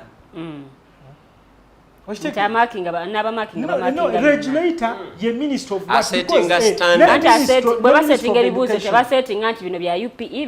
exactly the minister of education why is it that chichinyo echikolebwa mu private schools that ekisobola kukolebwa muki njagala ombulire commissioner mu education oba ombulire DEO oba ombulire minister of education mu ggwanga lino alina omwana we asomera mu ssomero lya UPE limu proud about are they not human like us oshitege because omuntu gwe mwogerako president Museveni he went to Ntare you can't give what you don't have oshitege yagenda masomero ge bagendamu nze lido wange jeno muntu yagenda kitunga primary school Oshege. So why is it where they are abana babo bo bali ludda waliri ani fe tuli mu kuogera wano nze nkugambye singa nkukulira owange gy'abadde asomera. Oshege. Why are we not proud of the others? What kiche kitakoze eki? Because tosobola kungamba mbogenda kuteeka mu quality eri ng'obo taliyo. Kikizibu ekisewa ne bya tourism juzi twakyogerako wano nga tugamba minister yafunye attack mu district gy'akiikirira mu parliament. District erimu ebyobulambuzi ebiyitirivu naye ne bamuddusa mangu n'ennyonyi okumuleetawa for specialized IHK. Ne bamuleeta for specialized gundi. Ekitegeeza teri omuntu ali mu America atudde kubanga we on a global village. Kasule kigatte ate yali alwadde obulwadde obuli simple. Wali wetaga first aid. Ekitege yafuna ntunnunsi. Omuntu ali mu America tuli mu global gundi. Mugamye ensekulira ku speed. Omuntu ali mu America atudde agamba njagala genda Kihihi okulaba ku nsozi ezo. Naye bwe nagenda ekasinga nfunirayo emergency. Navaayo nti budget yange yeetaagako okubeera ne sente zinapangisa chopper. Sizirina, let me go to Kenya where I can. Nenga takufulumisa bweru. Oshege? Yeah. Let me go to Kenya where there are either ambulance services nachi nebyenjigiriza bwe bityo bwe biri. Ate actually chali ne mu manifesto ya Fejuzi fe nga Alliance for National Transformation that mbwa abantu baffe okutana bagamba mbwa abantu tugenda take amalagala mu ddwaliro. Can we put a mechanism mbwa abantu tebagenda genda wa mu malwaliro? Bino ebyogamba abantu abaagala mugende mu private schools oba abali beeyagalidde ogenda mu private schools tusobola oteekako obulyo oba gundi mechanism bw'abantu omuntu ne bw'aba atutte omwana we Miduhaga primary school where I went my school where I went we got 9 first grades but me I'm not proud of that mboba kitwafuna 9 first grades and 45 second grades naye can someone be proud of taking omwana nze gwena somera owange nsobola omutwalayo? So me that's where I want us to focus. Na ebine byokutandika mbu simanyi oba biki because abasomesa nze juzi nali Makerere nga tugenda kukola ebibuuzo. Ne gundi dini najja okugira abaana ne bagamba okukopa kuyitiridde. Abaana bali mu kukopa nnyo ebibuuzo kizibu ki? Abaana ne bagamba naye dini tetusoma. Nze najja wano nga bampadde program ya evening nkola tuition mwesasulira. Naye evening tebatusomesa abasomesa ku macha nagambe kizibu ekiriwo abasomesa bano balaba ne evening okutandika twali tugezaako creating abasomesa ka sente ne tugamba katukoleyo program eri private because enkola ya private ya government public service abakomukozi akola sawa kuva sawa 2 paka sawa 10 kati tugamba katu creating eyo ka evening kano kabongero kubayingiza sente kuva sente twatandika ozitwala mu consolidated fund mu revenue kati budde bunti tuina sente ezikola ki bazino zikunganye Makerere bazitwale ate baddeyo bazisabe babaweereza kati bazisaba tebabaweereza okusasula ezo overtimes so abasomesa bagamba tetusobola kusomesa overtime kati bagezaako phasing out evening program n'addamu n'atugamba n'ekirala ratio per teacher eri ratio y'abasomesa n'abaana eri supposed kuba 45 naye akugamba nze mu class ya political science ninamu abaana 6 oyagala nya uploading marks zabwe ku poto oyagala marking coursework oyagala nya attending class 3 over 4 to 4 hours a week nachi ebyo byonna mbikolerewa mu conditions ezitali conducive sina internet ebeera weekend ne male weekend ala billing ateriwo so eyembeera je bakola ki je bakoleramu so nze government wenabe yejjeko buvunanyizibwa negamba mbuna abantu bagenda abagala basobola private schools bagende mu private then awe gwanga tugenda kuba mayanja kiri kyagambye mbu waliwo betusindise mu kinnya kya foot eziwera abalala bone basigala ku main so that mu society eri temuvayo omuntu asobola okuba challenging to me and I think it is deliberate that's why chinzizayo ne waffe ebunyoro for us we are the only region mu regions eziri traditional regions ezaliwo wano there are 21 regions ezaliwo enkadde awatali public university just because keep these people in the gundi nga obasibyeko ekitambala nga tebategeera kye kigenda maaso when you deny a society education oba mikola ki enkulakulana okay badde nsaba Mwami Kasule mwaka information kano Mwami Kasule bwe twali mu meeting ku Indo Stadium Erogogo mu that was 1999 twalina Captain Francis Babu netumubuuza naye logic ki eri mu grading za UNEB natugamba education is politics.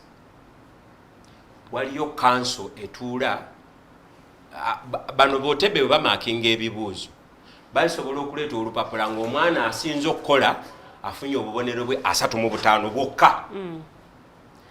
Okiwulira bwe baleeta lipooti eyo bagina council gye bagiwa nagamba naye tulina obuzibu olwaleero mu pepa y'okubala omwana asinze okukola obulungi afunye 35 abavudde mu lupapula luno nga tefunye yadde akabonero akamu be basinga obungi kati nga bawanukayo eri waggulu ku siringi nga bakola grading kaga nti kati olwaleero D1 eri ku 35. Njagala gamba mu abazina amazina omwana wange yafunye first grade. Okiwulira nti first grade D1 eri determined ku general performance.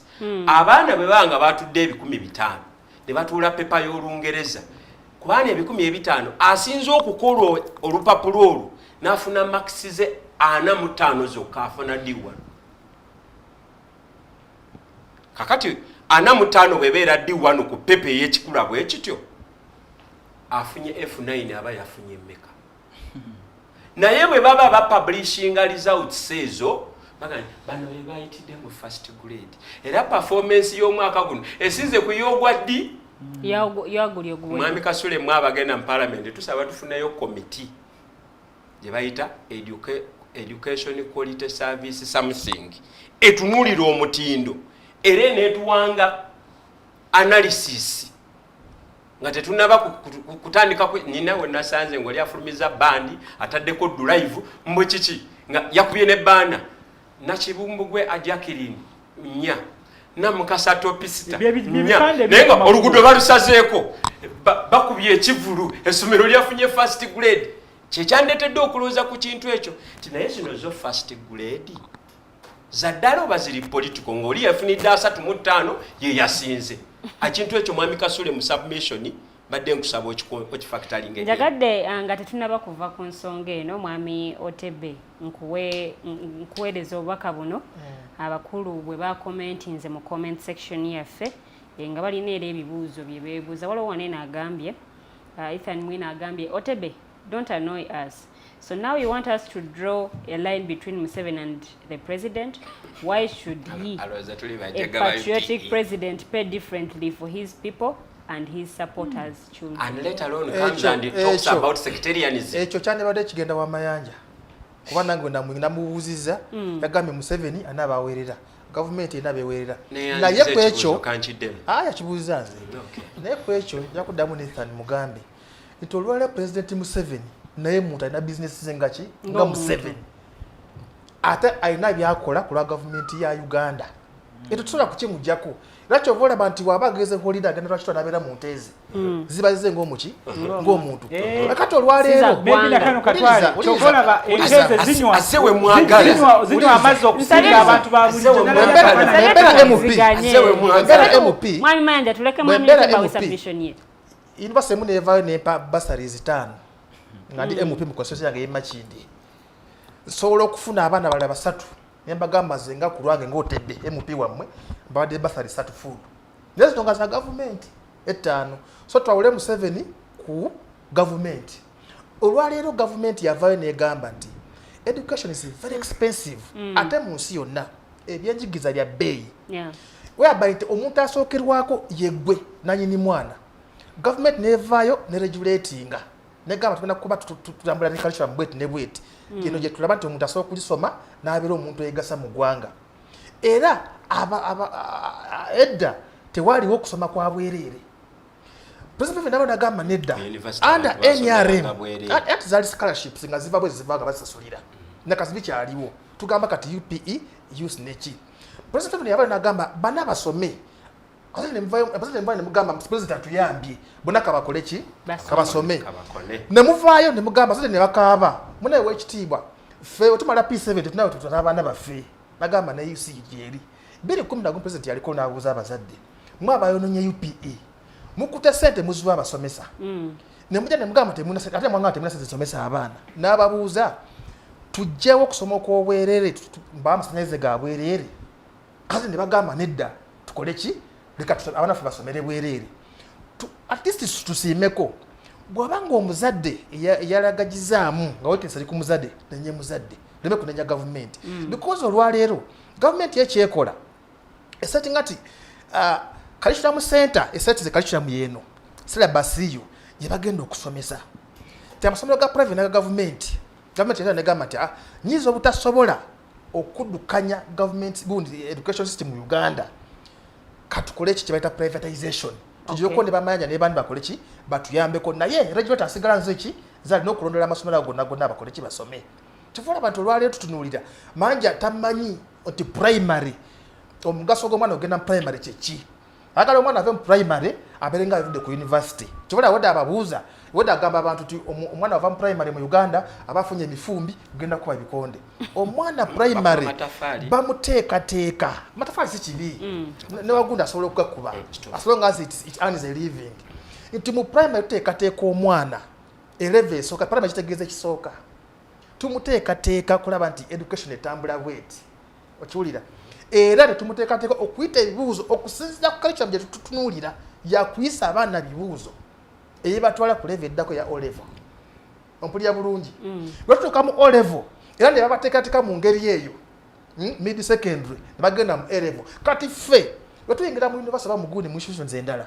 awo nga ziteekateeka omwana okubeera productive okugasa eggwanga lye ng'akola mu ofisi ez'enjawulo Mayanja ekyo njagala okitegeera nayo kimanyi okiwulira naye gwe omwana wa primary aveeyo afunye gundi aggregates bameka abenga ava ku university kakati n'ekyo mwaki kitonyako dda nti gundi yaffe emi tukyali ku y'abazungu tusomesa abaana ebintu basobola okukola ki omwana ne balemereddwa kati bettansa okuteekateeka mu curriculum yaffe era mutandisa okikuba kuba mukimanyi temuna kyemugenda kwogera enkya waliwo wanaagambye akomenteze n'agamba but even Mr. Otebe the way he is explaining the new education policy ye kennyini seems not to understand it either na waliwo ekyo kifanyisiza nti kitegeeza yakimanyi n'okunsinga kitegeeza gavumenti ekoze bulungi banagala batandisa okukola ki okukitegeera n'okunsinga Kenya bannings morning and evening learning okuyamba abaana okulema okufuna mental zino morning preps abaana zibagenda ne evening preps abaana batandika okusoma saawa 2 mwami Kasule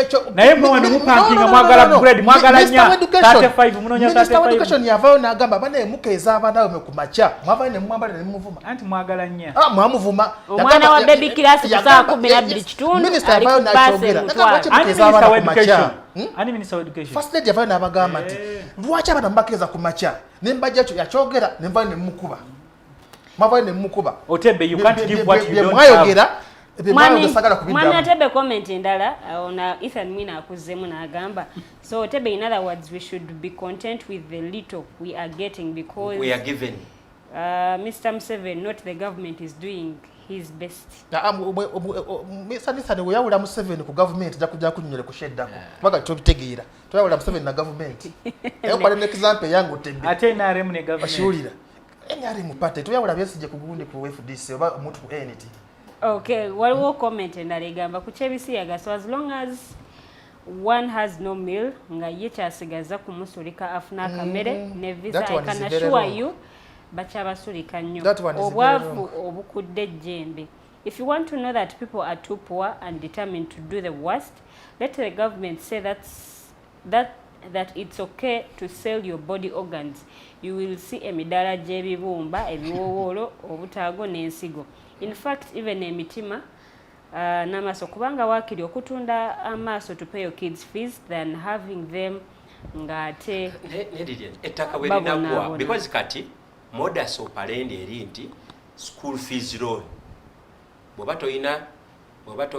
bw'oba nga tolina ttaka lyosalako 5 ku 10 Kasule alinamu kasente n'akuwa omwana n'addayo olya school fees loan naye Kasule atuluŋŋamizza bulungi nti supply y'ettaka eri limited kati saasira obwetaavu bwa school fees bwo buli ki babe bagala kitegeera bagendeko ebunyolo bwe babagamba temuddamu kukolera ku ttaka eryo tugenda kuyisaawo ebyobugagga byaffe tujja kujja tubawo sente naye temukolerawo myaka 4 ulabe family ezo abaana tebasomye basebe ne banyabo tugenda kutuuka enkyo omukyala ajja kugambe nina nabaana ate erikoli gino naye njagala fees njikulwa bwene gwawo ajja kugamba ne katirina eriisa eri kasita ninawe erimu nawulira munoonya amaaso kwatalina eryange nze nzize omwana kuki akati banaye obuli bwe special tulina okubulwanyisa ati ene cost kwa mbeera kyo mbeera kyo bayagenda kulwanyisa bisiyaga as long as the narrative is okujjako mayanja n'oŋŋamba tuwuliziganye banaye tosobola kulya butwa tosobola kulya butwa olw'okuba tolina kyakulya tekisoboka wali betasobola nsabye tuwuliziganye lwansonga erimu eyefumbiddemu ebintu bingi naye nze nga sinaba kunenya oba sinaba kuteesa factors for and against njagala kwebuuza twatuuka tutya wano how did we degenerate to the point nti omulabo ono yafuna a very fertile ground n'asimbawo ekigere ate n'ali kuluutinga mu area gye ndowooza nti gye tusinga okuprotectinga Uganda tutya nnyo abaana baffe ebirala byonna bitwalo tulekere ki abaana baffe twatuuka tutyawo nze nno weŋŋambira omuntu oyatandika ekiboozibozi ky'eddembe ly'abaana babu yakitugamba mu eyo conference n'agamba mmwe spare the road and spoil the child ekyo kimu number two mwami Otebe saagala owandaleetinga ekigambo kye bayita fountain of honor ensonga lwaki President Museveni bw'aba ava e Nakasero ng'agenda Entebbe enguudo ziggalwa amateeka ga traffic ne tugateeka wansi w'emmeeza ekigambo President wa Uganda kyayogera kifuuka tteeka President Museveni bwe yagamba nti I want science, I am tired of Lugambo subjects. These Lugambo subjects zeshapinganga morality y'abantu. Ntegerekese. Chemistry, physics ne mathematics, biology zirina omuntu gwe zikuwa. Naye abategeka nti kale afazali onoobanga ne language ngeri compulsory. Onoobeerangayo ne humanity ngeri compulsory. Baali balina omuntu bo gwe bayinvisejinze gwe tulaba. Kakati olwaleero twakkiriza I believe abantu bonna bano balina omugaso gwe baplay omugaso the president on a number of occasions nze kati ewange n'obuzibu taliyangamba I believe ekyo kyagenda okujja bw'otunulira mu COVID-19 ebbula ly'abasawo lyaliwo mu Uganda nga bw'otunulira ante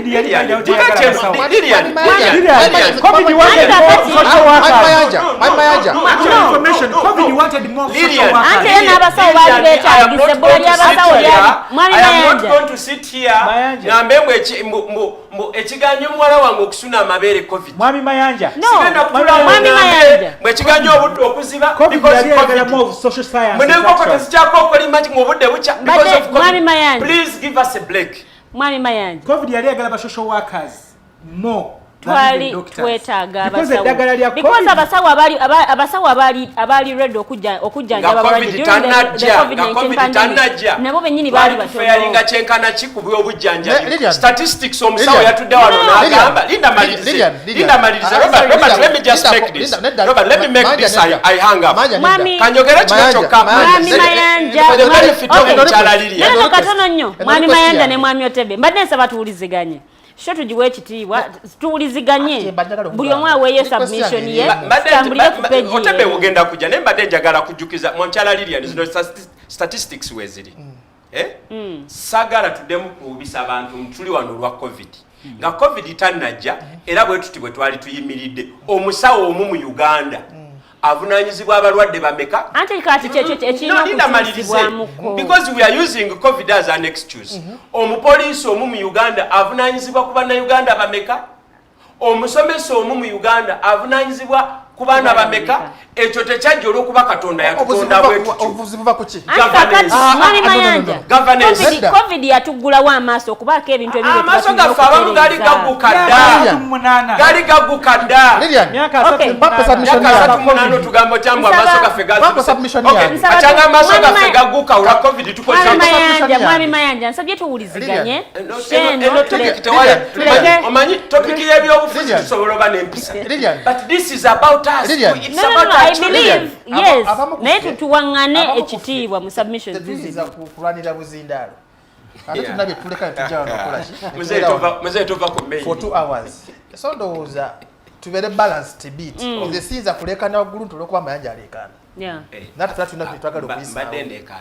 Omanyize ku ky'abaana ndaluka. Kakati fena tusobola okulaluka.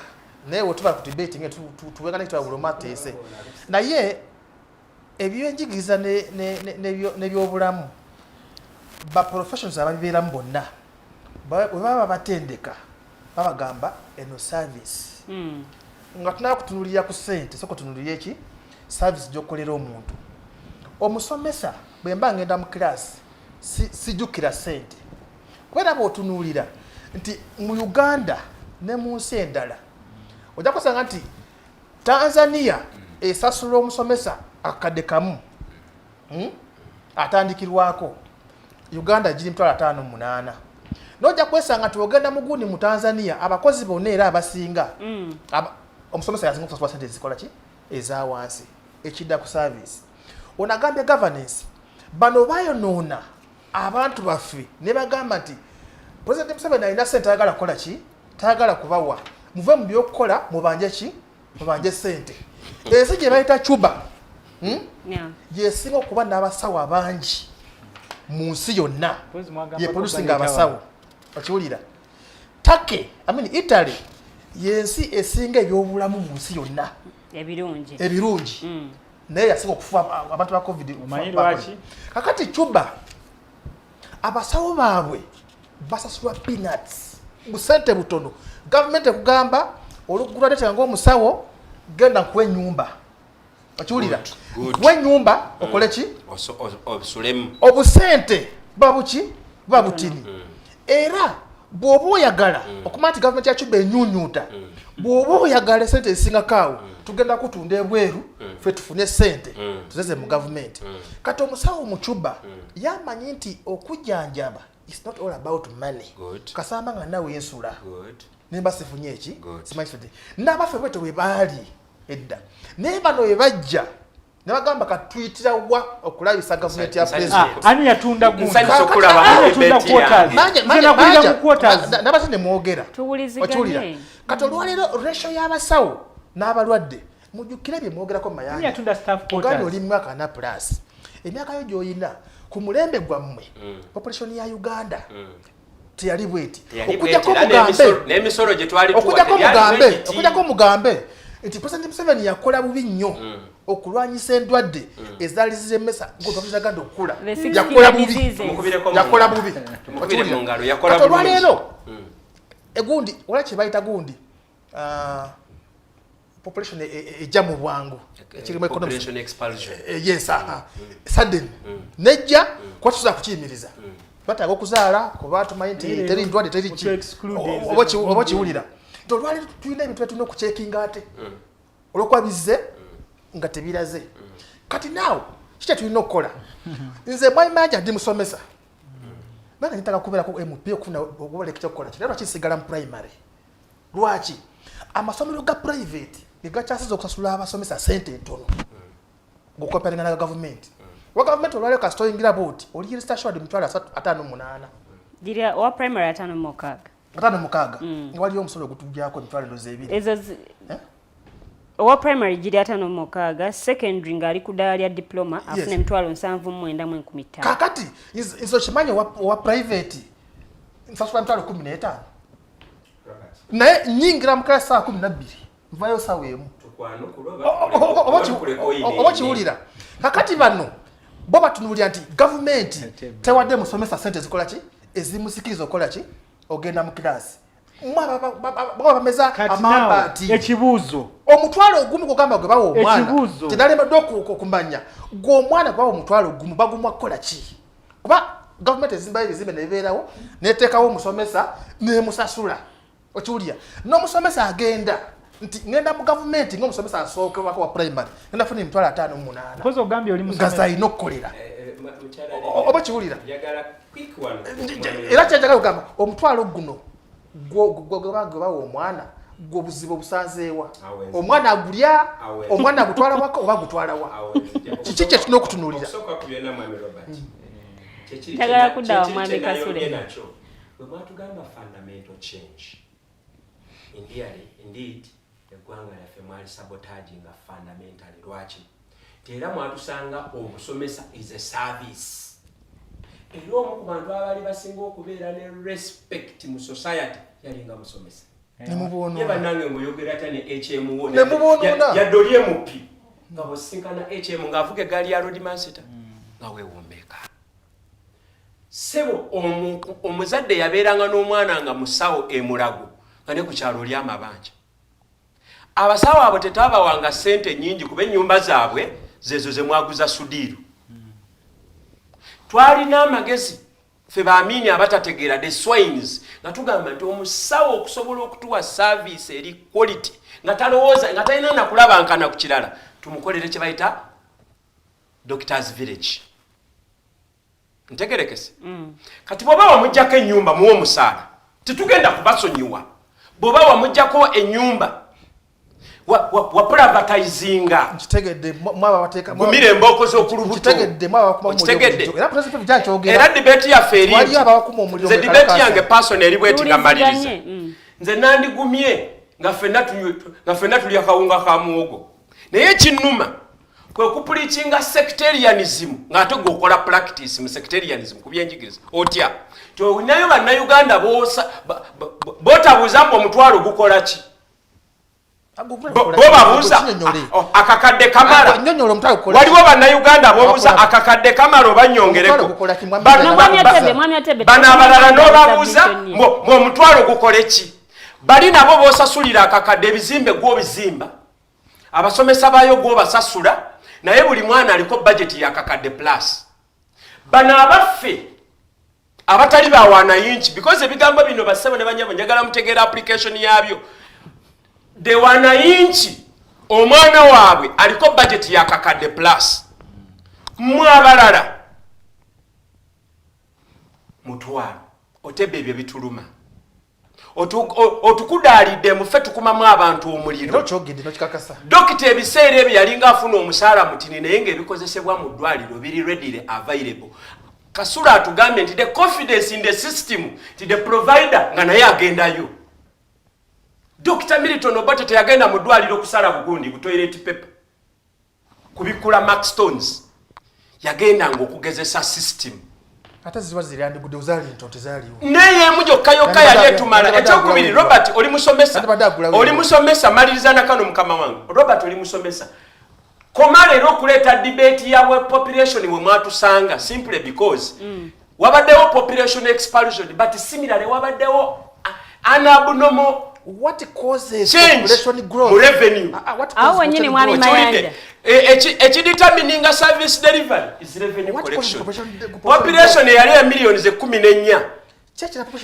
ngesoloza billions 6 yali esobola okwaffordinga wanu Mulago hospital ng'erina quality awo nkusabira wo obubaka obusiibula bw'obanga olina 14 collectinga taxes in trillions we don't want wanu Mulago first and foremost but we want quality Mulago by now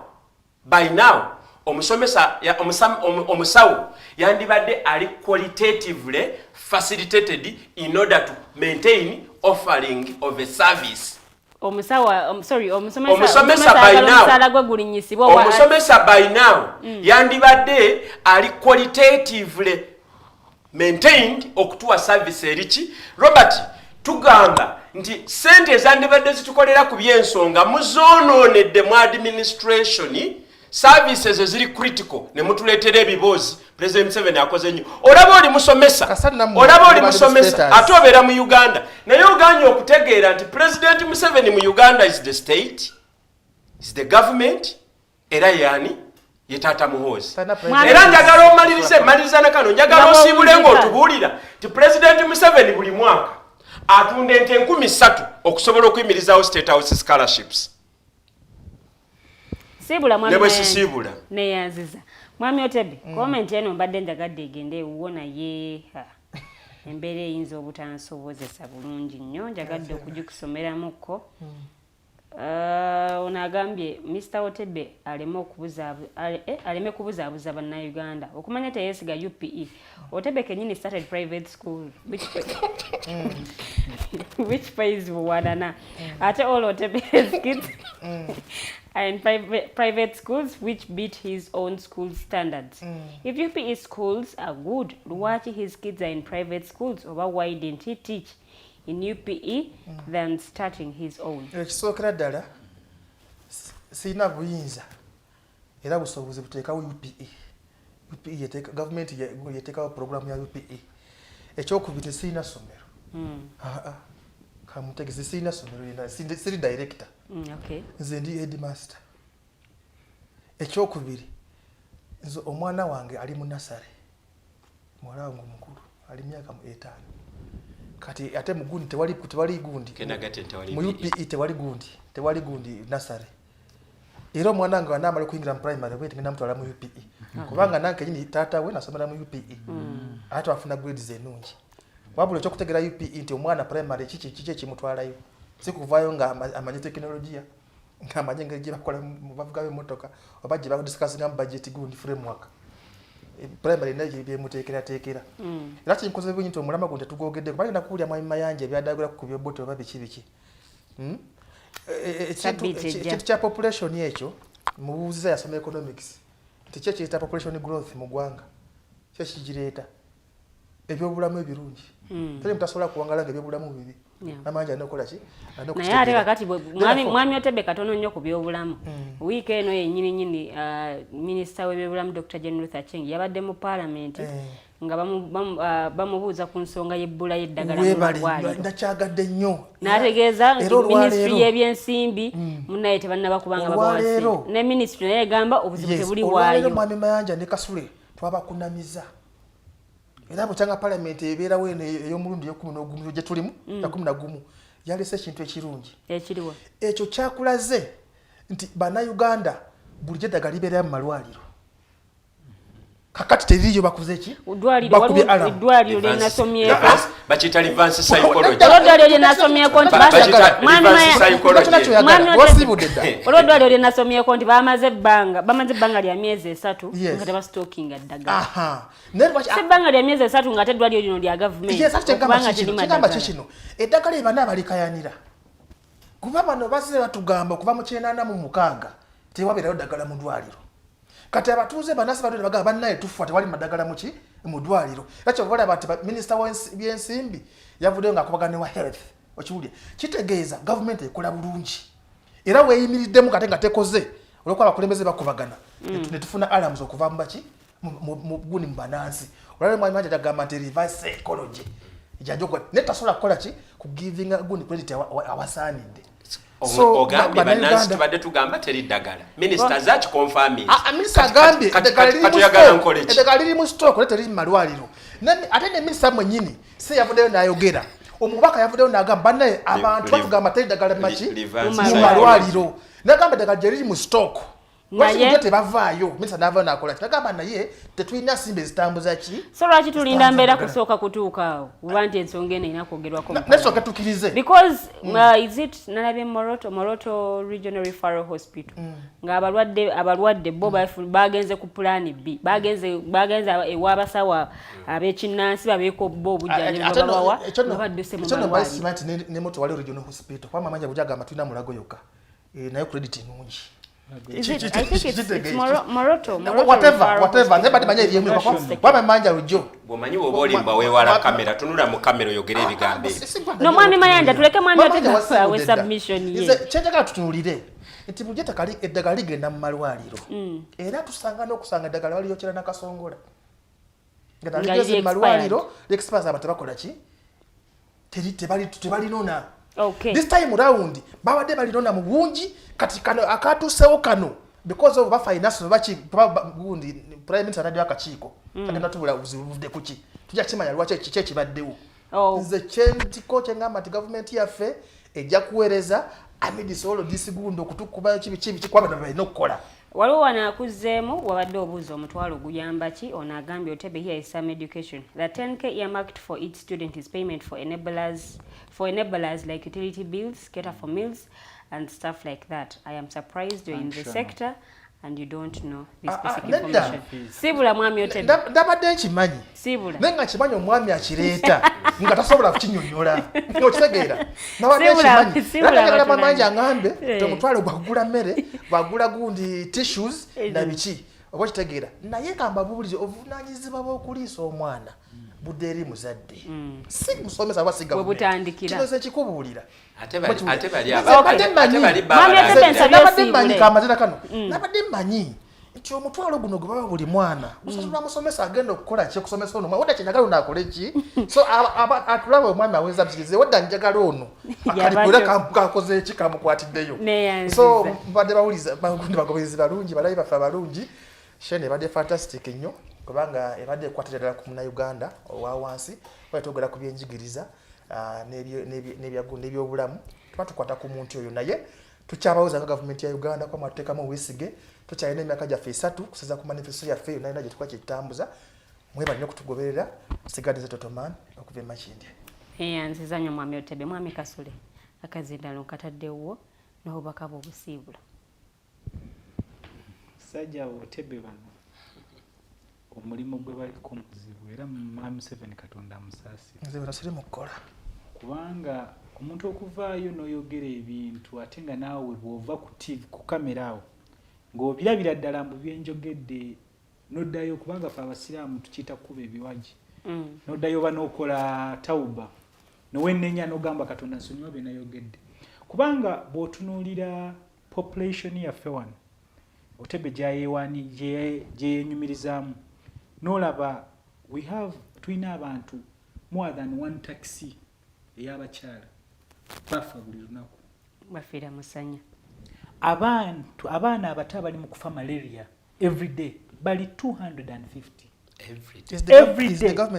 every day. I'm just you see oyobadde oyogera nga nsirise kubanga ebintu by'oyogera biruma tulina abaana emiliyoni emu tetumanyi gye balaga noono Otebe tasobola kufuluma awo n'akwata essimu ye wano bw'ati nze kyensaba abannayuganda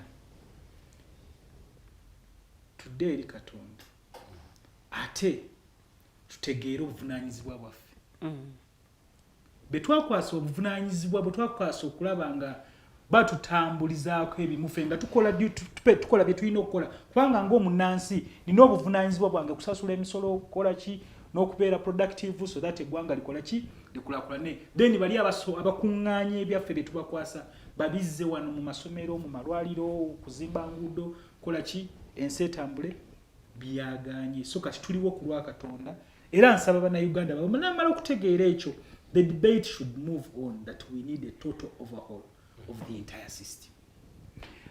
Nebaza nnyo abatugoberera ku the alternative Digitalk era nsaba tuongere okugoberera platform nga zino ne debate nga zino zigende mu maaso era nebaza nnyo Katonda mbu omulamu ogwabadde tujjiridde wano ekibozibozi nsimanyi mu meeting yatudde wawatavudde na report kubanga buli omu agamba katulinde bali bye banayogera naffe tujja kuleta report yaffe n'oli n'agamba leader of opposition n'agamba naffe katulinde bwe banaagira tujja kuleta minority report ng'omulamu nadde bukotogedde toguleeta lwansi abalina otukuuma babuuza be bakuuma mbu baliwa be twabatwala nanze nteese eggwanga nga liri bwe lityo ng'abantu bafa tebamanyikiddwa abantu bakwatibwa nga tene government esobola kugamba mbuno bakwatiddwawa abaana bagwa no one can account for them mbuno abaana mu district number yagudde tebajjeyo grade yonna kabonero konna bagudde district number eya Uganda actually basinga ne Hoima City bagudde ng'abaana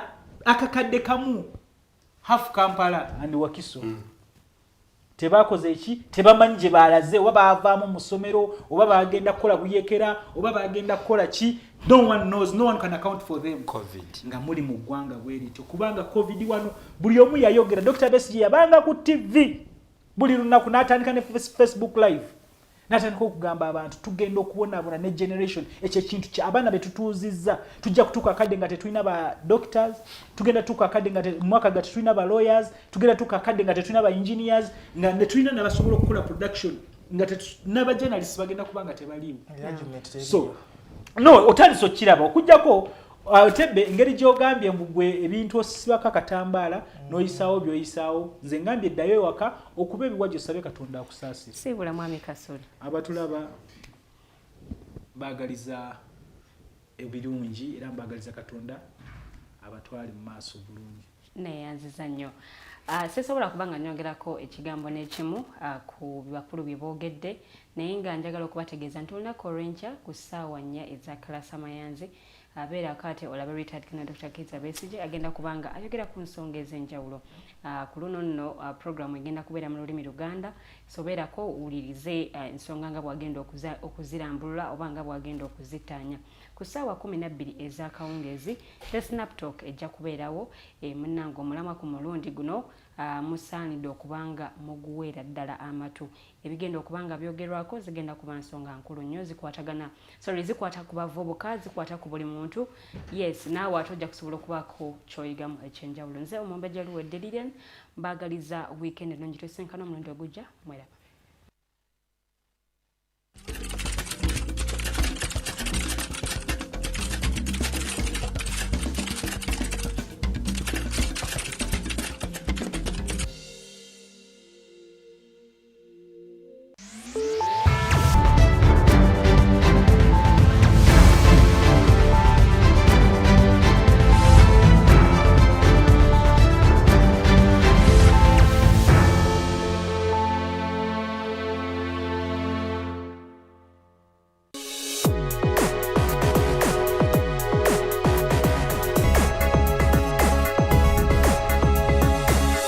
The Alternative Digitalk. Real issues, real talk.